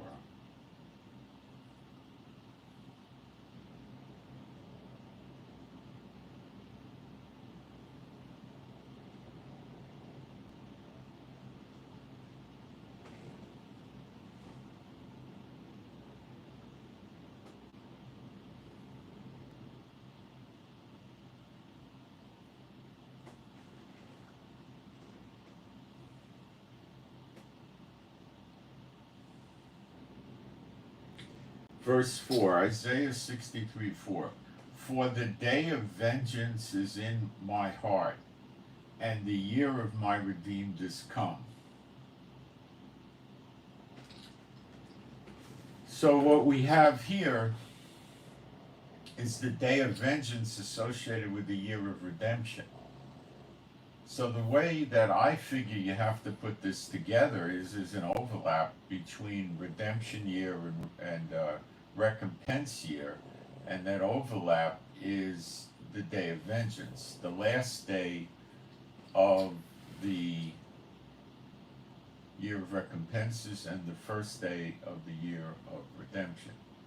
Notice Israel has punished its enemies but never gotten any land back because it's not yet the year of redemption. Okay? We see this again in Isaiah 61, but it's a little veiled over there, not very, but I'll open that for you.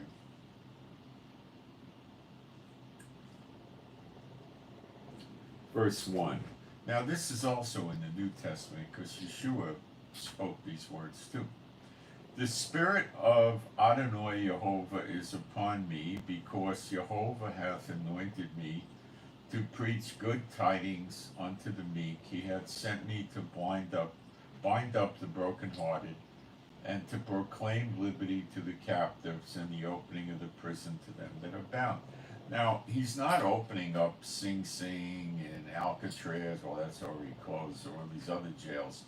It's the ones that are in the pit that come out in Ezekiel 37 called the dry bones. That's the resurrection from the dead.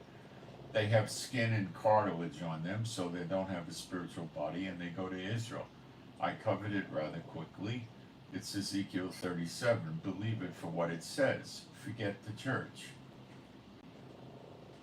Verse 2, to proclaim the acceptable year of Jehovah and the day of vengeance of our God, to comfort all that mourn. The mourning is those in Zechariah 12 that are mourning after they see Yeshua. He comforts them. I love you. You don't have to mourn anymore. I forgave you. Come on. Have a good time. But what is the acceptable year? The acceptable year is generally thought to be Yovel, or Jubilee year, where every man is returned to his family and gets his inheritance back, gets his land back, and returned to his family. What is the dry bones coming back to life and coming to Israel but them being returned to their family and getting their land back? Now, most of you have been trained to underestimate Jehovah, courtesy of the lousy churches, but this is what's going to happen. And so the acceptable year is the redemption year, when you get your inheritance back and you return to your family. So that's what he's putting in here. If he meant Jubilee, or he would have said Yovel or Jubilee. So this too is associated with the day of vengeance. I have never seen or heard of any single church writer or preacher or anything talk like this. It's so hard to read it in the scriptures. It's not. They don't want you to know. Okay? The church is going to be gone in hours or days. Kaput, finish. They're preaching another Jesus. They have another spirit. They pass on to the people when they bring them into members of the church and they lay hands on them. Remember, it says, lay hands suddenly on no man. Well, that also means don't let them lay hands on you. They're passing unclean spirits into the people. What do you think they're doing? And they have another gospel. And they have another Jesus. And they have another spirit. Don't expect them.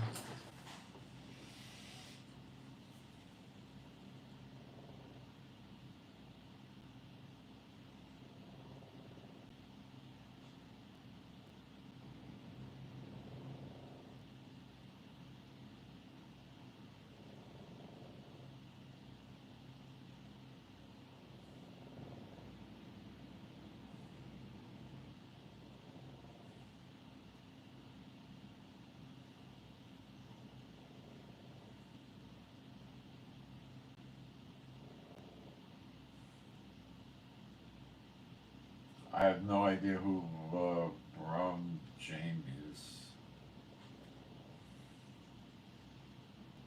All right, let's go deeper.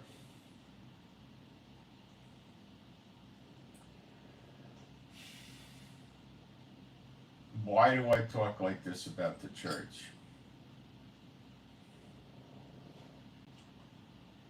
Galatians 5:19.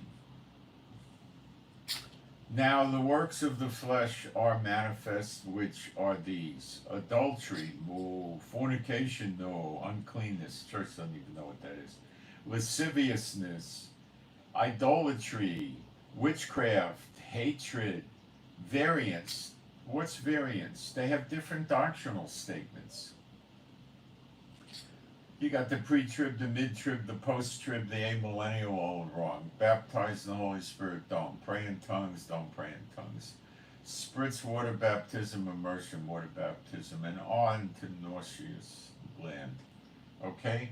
That's variance. Emulations, wrath, strife, seditions. That word means divisions. A denomination is a perfect example of variance with different doctrinal statements and divisions. We believe this. No, we believe that. But we all don't know what really the truth is, so we accept everybody's variance. Okay? This is sick. A house divided unto itself shall not stand, and these churches will not stand. They're days away from their end, or hours. Strife, seditions, heresies is related to divisions. Envyings, murders. Notice the divisions with the denominations is right up there with murders. Drunkenness, revelings, and such like as of the which I tell you before, as I have also told you in times past, they which do such things shall not inherit the kingdom of God. Okay? You can reject knowledge and watch Yeshua reject you. You can call God a liar and say he doesn't mean this. You could say we're not perfect, why should the church be perfect? But bear in mind, Yeshua said he's coming back for a church without spot, wrinkle, or blemish. These are serious spots, wrinkles, and blemishes. The word church isn't used, it's ecclesia, the called out from among ones, those whose names are in the book of life. The elect, the remnant, this type of thing. Okay. So you need to, reject knowledge, and then you'll get rejected, or you need to go with knowledge and come out from among them and touch not the unclean thing. It's up to you. This is a late stage. It's a final cry to you. You do what you want. Broad and wide is the road to destruction, and many find it. Straight and narrow is the path, and few find it. It's up to you. God put two roads in front of you: eternal, everlasting life, and the second death in the lake of fire. You can pick. It's not up to me to choose for you. It's up to you to choose for you. Let's go to Malachi 3.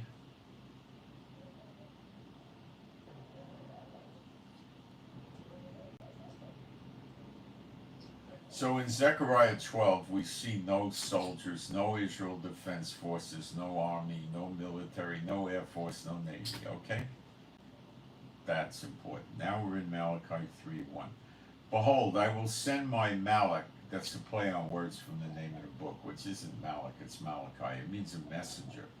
And he shall prepare the way before me. John the Baptist had the spirit of Elijah, he prepared the way.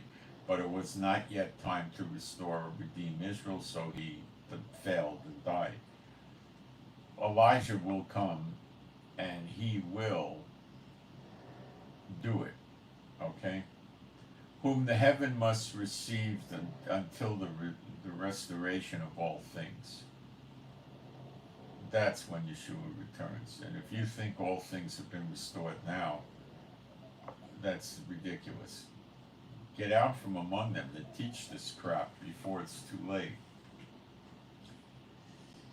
And Jehovah whom thou seek shall, it doesn't say Jehovah, sorry, it says Adonai, the Lord whom you shall seek shall suddenly come to his temple, even the Malach of the, now it's, okay, so that's the glory of God of Israel coming to the temple, so yes, there's another temple. Then it switches and says, even the messenger of the covenant. The Jews believe, and it's true, that Elijah will teach them Torah, the law, when he comes. And this is true, and he'll probably start with the Messiah, but it's still going to be true. Whom you delight in. They, on Pesach, Passover, they have place settings for Elijah. They leave him a cup of wine, a knife, a fork, a plate. They have chairs with his name on it. If it's safe, they leave the door open. This is not truth. This is their tradition. But they delight in Elijah. Saith Jehovah of armies. But who may abide in the day of his coming? And who shall stand? Now, the day of his coming doesn't necessarily, it means come. That means when he's working openly. You're in the days of Elijah already, but most don't understand. And who shall stand when he appeareth? For he is like a refiner's fire, and like a fuller's soap. And he shall sit as a refiner and purifier of silver, and he shall purify the sons of Levi, and purge them as gold and silver, that they may offer unto Jehovah an offering in righteousness. Boom, then the blessings of the Lord come on us. Read Deuteronomy 28-32. What did Yeshua say about the law? Matthew 5:17. Think not that I came to destroy the law or the prophets, but to fulfill. Now that's when the church stops, but keep reading, and it says, for as long as there's a heaven and an earth, not one jot or tittle shall be done away with from the law, and the one that breaks the least of these commandments and teaches men so shall be called the least in the kingdom of heaven. But those that teach him and follow him shall be called great in the kingdom of heaven. It's very clear that the law has not been done away with, but those that teach it should go to the Red Cross and sign up for swimming lessons, which may prove helpful in the lake of fire.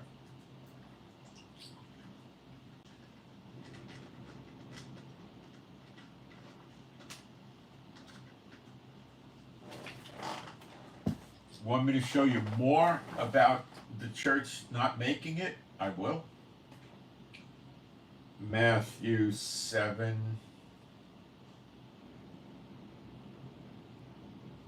Nope, hit the wrong button. Matthew 7. I don't know, maybe verse 17.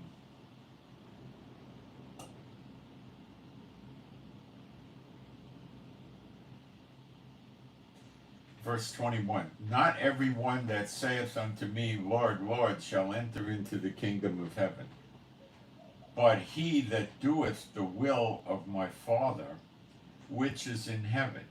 Many will say to me in that day, Lord, Lord, have we not prophesied in thy name? Now, the rabbis and the Jews don't do anything in Yeshua's name. They don't prophesy in his name. Nor do the Hindus, nor do the Muslims, nor do the Buddhists, nor do the atheists. This is the church. And in thy name have cast out devils. Again, only the church does this. And in thy name done many wonderful works. Again, in his name only the church. And then will I profess unto them, I never knew you. Depart from me that work iniquity. That word means lawlessness. The ones that teach the law is dead.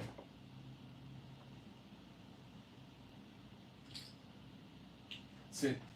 You want to reject knowledge? Go ahead. You know? I don't want you to, but there's no way I can stop you. You have free will.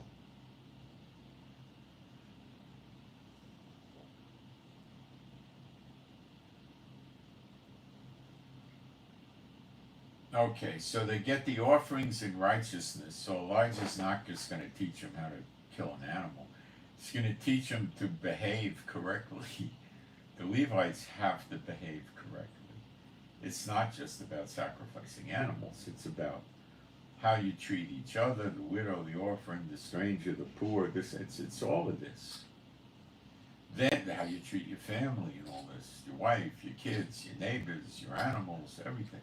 Then shall the offering of Judah and Jerusalem be pleasant unto the Lord, as in the days of old, as in the former years.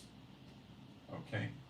That's the blessings of the law. Now, and I will come near unto you to judgment, and I will be a swift witness against the sorcerers, the witches, against the adulterers, and against the false swearers, and against those that oppress the hireling, the workers in his wages, the widow, the fatherless, that's the orphan, and that turn aside the stranger from his right, and fear not me, saith Jehovah of hosts.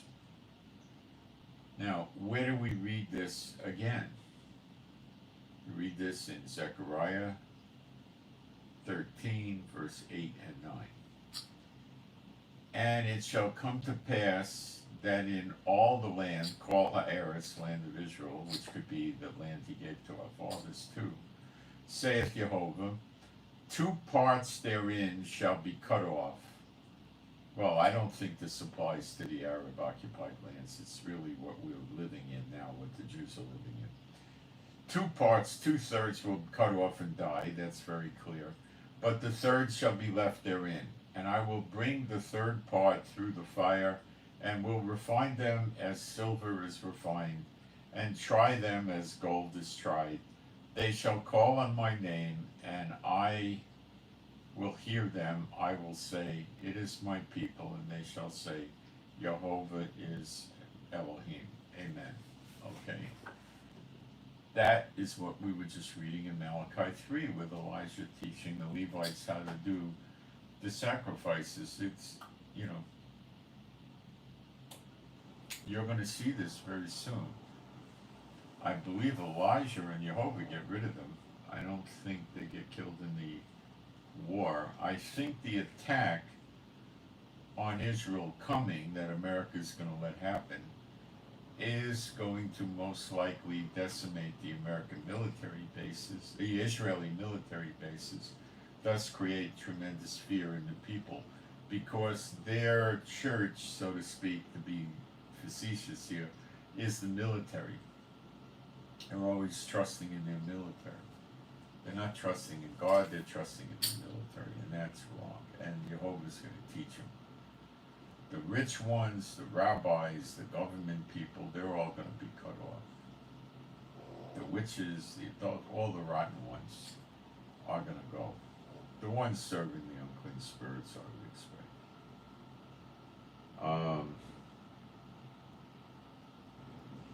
Sorry, I was in Malachi 3, wasn't I?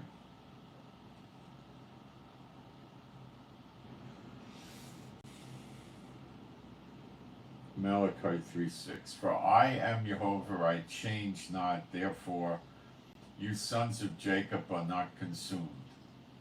Even from the days of your fathers you are gone away from mine ordinance, and have not kept them. Return unto me, and I will return unto you, saith Jehovah of armies. But you said, wherein shall we return? Will a man rob God? Yet you have robbed me. But you say, wherein have we robbed? Okay, it talks about offerings. I'm not going to go through this. I'm going to go to the 4th chapter of Malachi.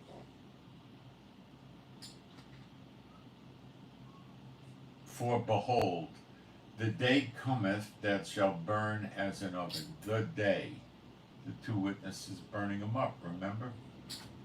On the right hand and the left, all around.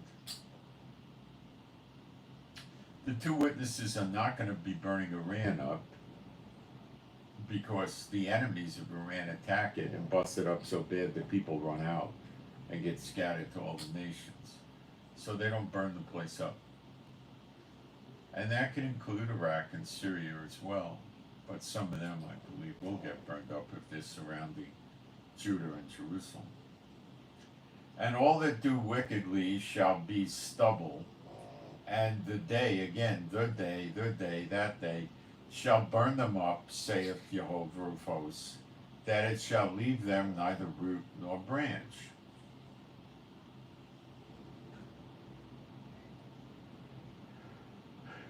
When he's talking about the proud and do wickedly, it could be the enemies laying siege, and it could also be the witches, of which there's no shortage in Israel, and the evil ones and the millionaires that take advantage of everything. But unto you that fear my name, well, that's not the millionaires, it's not the government, it's but unto you that fear my name shall the Son of Righteousness, the word is Shemesh, which means sun, is Yeshua, the bright morning star. What comes up in the morning? The sun. Arise with healing in his extremities. You see, they wore robe type clothing back then, and on the outer or extremities, or the kanaf, the Hebrew word, the outer borders of the garment, the entire outer borders, were the tassels, or called the tzitzit, with the blue thread.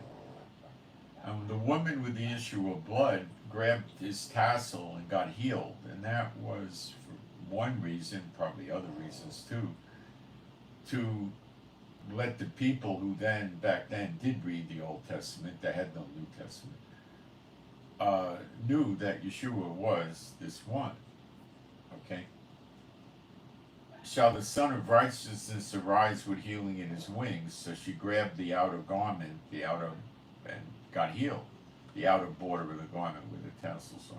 And you shall go forth and grow up. It doesn't say that. It says frolic about like calves of the stall.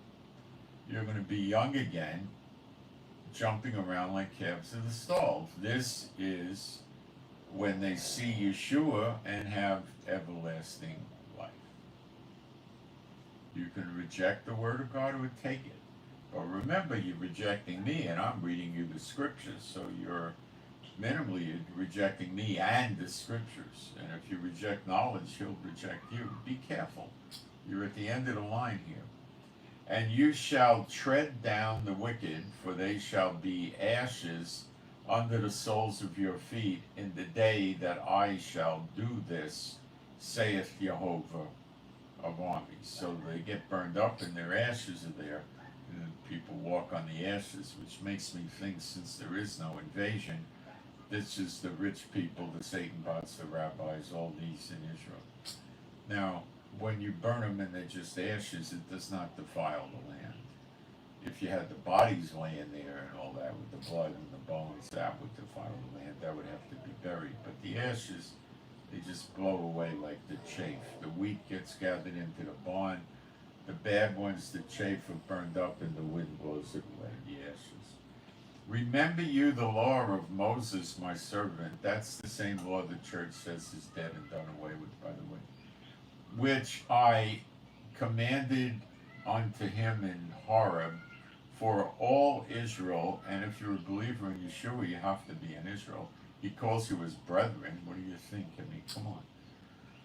He's the king of Israel, is the high priest of the order of Melchizedek. He's from the tribe of Judah. He calls you his brethren, and you say you're not in Israel. So good luck with that. I don't see how you make that stick. With the statutes and judgments, behold, I will send you Eliah. Okay. In Hebrew, Eliah, or you could say Eliyahu, is Elijah.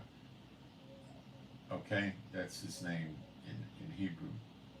Ha-Navi is the prophet. Eliah Ha-Navi. Eliah Ha-Navi. Elijah the prophet. You could also refer to him as the anointed prophet. But Elijah would be it, I think. Before the coming of the great and dreadful day of the Lord. Now, the great and dreadful day of the Lord is Gog and Magog. And he shall turn the heart of the fathers to the children, and the heart of the children to the fathers, lest I come and smite the earth with a curse. So let me explain to you what also happens before the coming of the great and dreadful day of the Lord. Okay? I'll read this in Malachi again, and I'm going to take you. This is advanced Bible prophecy, what I'm doing now. Behold, I will send you Elijah or Eliah, the prophet Ha-Navi, Eliah Ha-Navi, before the coming of the great and dreadful day of the Lord. Before the coming of the great and dreadful day of the Lord. So we go to the book of Yoel. There's no J in Hebrew, or we could say Yoel if you want to, or something. Let me find the right verse.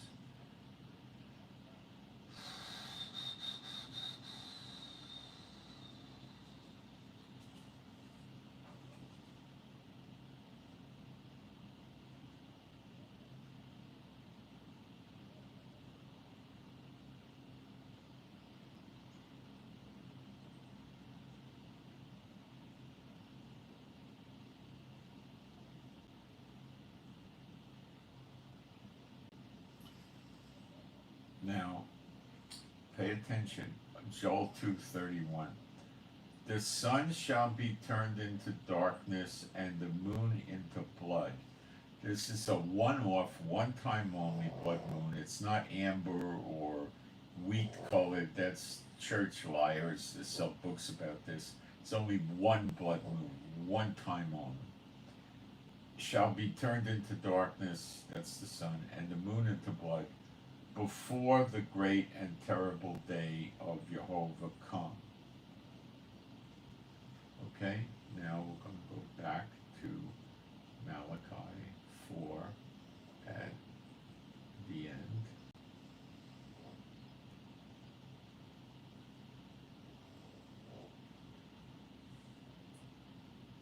Verse 5, Malachi 4, behold, I will send you Elijah the prophet before the coming of the great and dreadful day of the Lord. So when he appears openly is when you're going to see the sun go dark and the moon turn to blood, which is likely the day of vengeance. I think it has to be. And that's when Yeshua is going to appear in the sky, in the clouds, seated on the right hand of power, his Father, like lightning from the east and the west. And the lightning is white, it's so bright, and it'll light things up rather nice, don't you think? The unbelievers will be screaming mad and angry and scared, and we'll be rejoicing because we'll be frolicking out of the stall like a calf, because we're going to have this everlasting life and we're going to be young again, like in our 20s or something. I'll be right back.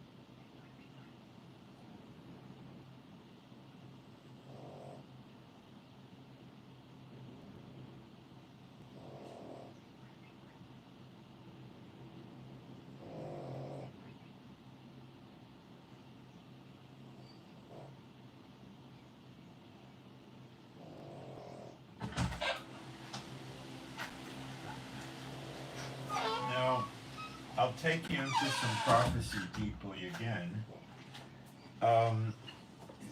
We're going to need to do the Hebrew, but I'm going to put it on the screen to show it to you. Daniel 9:24 does not say 70 weeks. It says 70. I'm going to prove it to you. And it's that way in every single Hebrew manuscript that I ever saw, which was a bunch. Okay? And they twisted it to make you, to screw you up. So I'm going to show it to you and put it on the screen and show you it's the same exact words. You don't read Hebrew, and I understand that. But you could pause it, and you'll be able to see the words are identical. Okay? Now, Hebrew goes right to left. On the right-hand side, you're going to see Daniel 9:24. And the first word is to the left of it. Then you drop down one line and go to the right-hand side, and you'll see the same exact word. You could just go look at the characters one by one without having to read Hebrew. Okay? The word is pronounced in the Hebrew shavim. It means 70.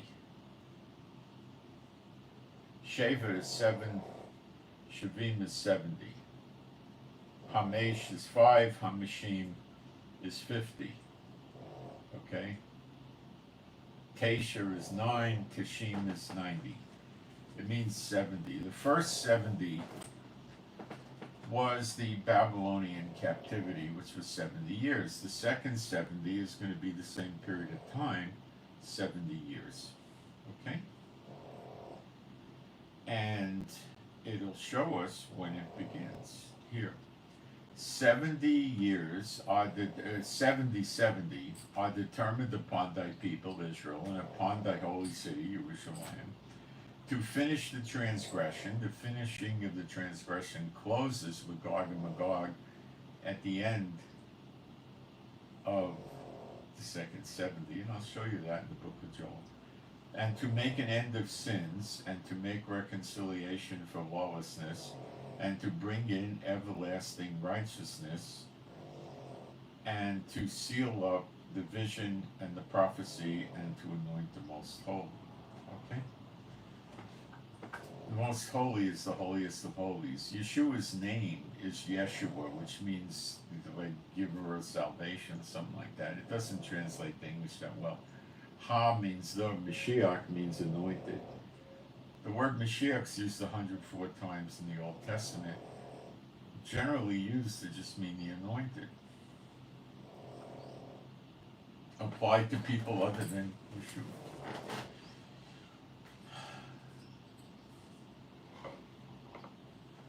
Okay? Now, in Ezekiel, let me find you the verse here. Let me get it for you.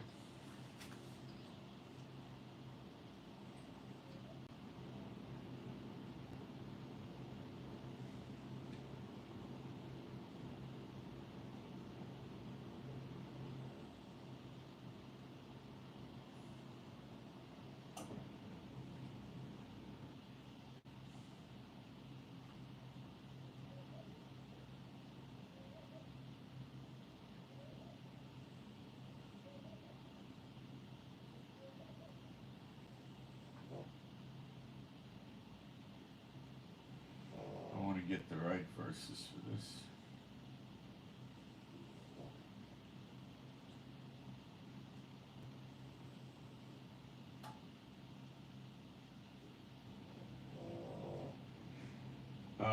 One place we see this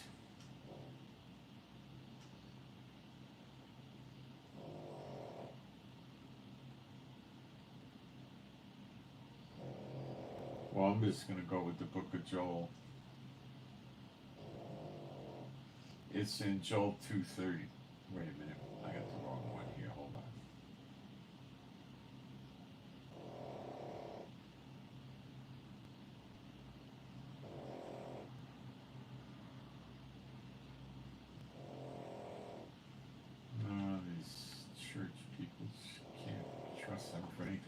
let me go into the Joel 2 and find it for you. It's up near the top. It'll take a few seconds, I guess.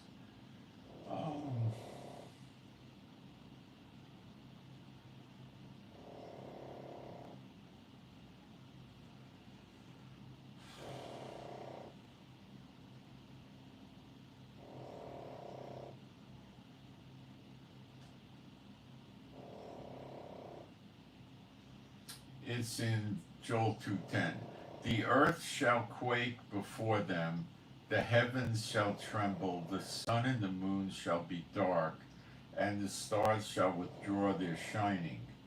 And Jehovah shall utter his voice before his army, for his camp is very great, for he is strong that executeth his word. For the day of the Lord is great and terrible, and who can abide? See, when the sun goes dark, the moon goes dark, and the stars fall, don't give their light like the figs off the fig tree. That's the great day of the Lord. That's Gog and Magog. So the spread of time, it's the end of Gog and Magog, really. So the spread of time from redemption when Yeshua appears till the falling away is over, Gog and Magog is over, 70 years.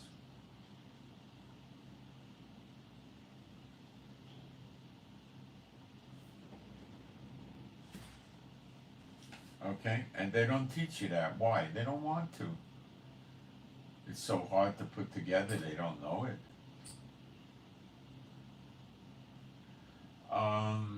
Maybe. Maybe they don't.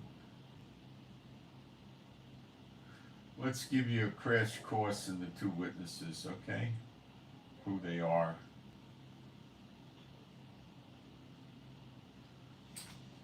Zechariah 4:1. And the angel that talked with me came again and waked me as a man that waketh out of his sleep, and said unto me, What seest thou? And I said, I have looked, and behold, a candlestick of gold with a bowl upon the top of it, and his 7 lamps thereon, and 7 pipes to the 7 lamps which is upon the type thereof, and 2 olive trees. Now this is allegorical, okay?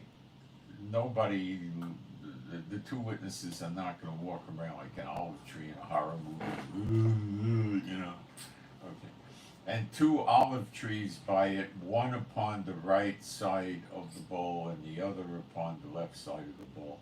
So I answered and spake to the angel that talked with me, saying, What are these, my Lord? Then the angel that talked with me answered and said unto me, Knowest thou not what these be? Now remember, in Revelation 11, the 2 witnesses are referred to as the 2 olive trees and the candlestick, the menorah, with 7 station candlestick. That's in the temple. And the oil burning in the candlestick is olive oil, which is used for anointing, okay? Remember that. Answered and said unto me, Knowest thou not what these be? And I said, No, my Lord. Then he answered and spake unto me, saying, This is the word of Jehovah unto Zerubbabel, saying, Not by might, not by power, but by my spirit. And you need to learn that, okay? Israel, the country right now, is working by might and power, not by his spirit, but the 2 witnesses will be working by his spirit.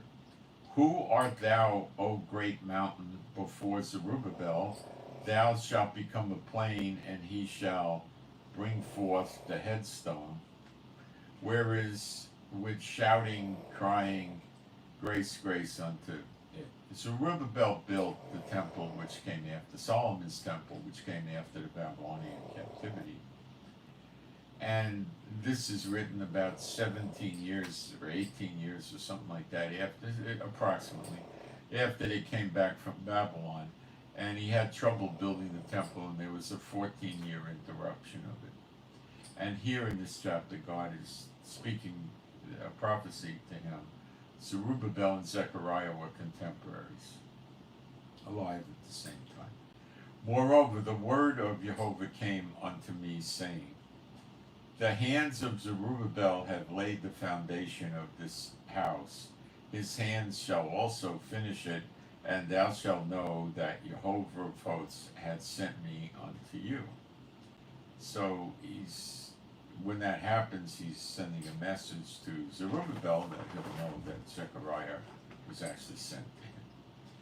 For who hath despised the day of small things? Zerubbabel's temple was very, very small, and nowhere near anywhere like the beautiful, glorified, elaborate temple Solomon built. It didn't even have an inner court or an outer court. Okay? And shall see the plummet in the hand of Zerubbabel. That's like a child's top looking thing they use on a string to do construction measurements if things are level and stuff like that, I suppose. I'm no builder. With those seven, they are the eyes of Jehovah, which run to and fro through the whole earth. Then answered I and said unto him, what are these two olive trees upon the right side of the candlestick, and upon the left side thereof? And I answered again and said unto him, what be these two olive branches, which through the two golden pipes empty the golden oil out of themselves? So the oil is the anointing. One of the olive trees is probably representing Judah, and the other probably Israel, the 10 tribes. The seven candlesticks in Revelation, like 2 and 3, Yeshua calls the churches. So the candlesticks represent the ecclesia, the churches, or the called out from among them. Not really churches, that's a poor translation. The golden oil, the word for that is it just says gold. It does, Zahab, it doesn't say golden oil. They add the word oil in, but the Yitzhar, the good olive oil, purified olive oil, is a gold color, sort of gold color. And he answered me and said, knowest thou not what these be? And I said, no, my Lord. Then said he, these are the two anointed ones that stand by the Lord of the whole earth. It does not say that. In all the Hebrew manuscripts, I will tell you what it says. These are the two Shnaim B'nai sons, and then it says Yitzhar, clarified oil, which means anointed. So these are the two anointed sons. Olive trees have olives, not sons. Candlesticks don't have fruit, nor olives, nor sons. These are God's two sons. Now, you're going to say, what the heck is that? Yeshua is the only begotten son. He was the only one begotten of a woman and the Holy Spirit. He's the firstborn. Why would God say firstborn instead of only son if he was the only son? When he says firstborn, it's rather implied strongly that there's other sons. Yeshua said no one goes up to heaven but the one that came down from heaven.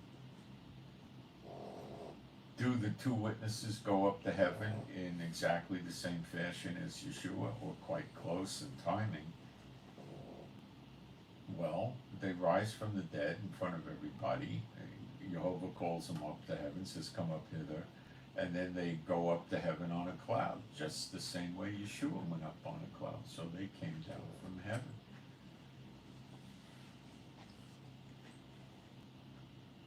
These are the two anointed sons that stand by the Lord of the whole earth. Did Elijah die? No, he went up in a whirlwind.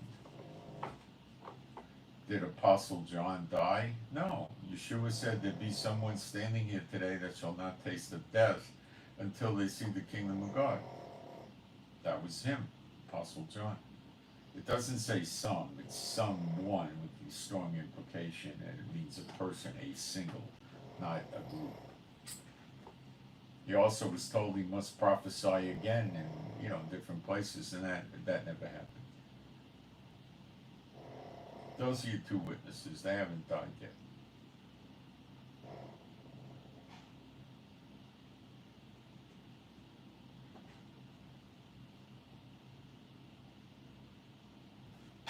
Let me see if anything's popping up in the chat in terms of answering questions.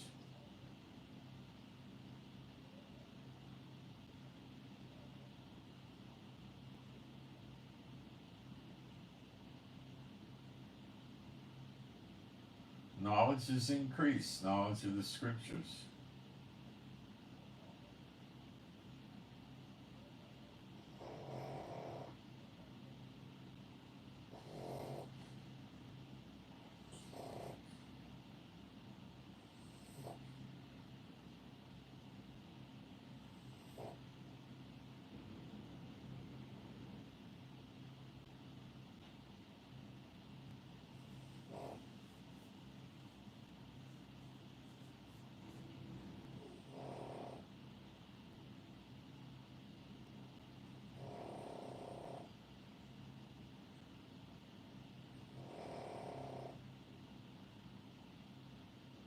Children aren't terrorists, but what would you say if your mother got stabbed by a 13-year-old kid, which happens frequently in Israel?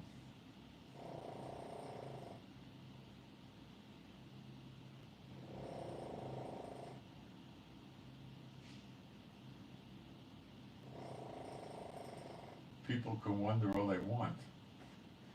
They're going to really start wondering when they see what happens in the future.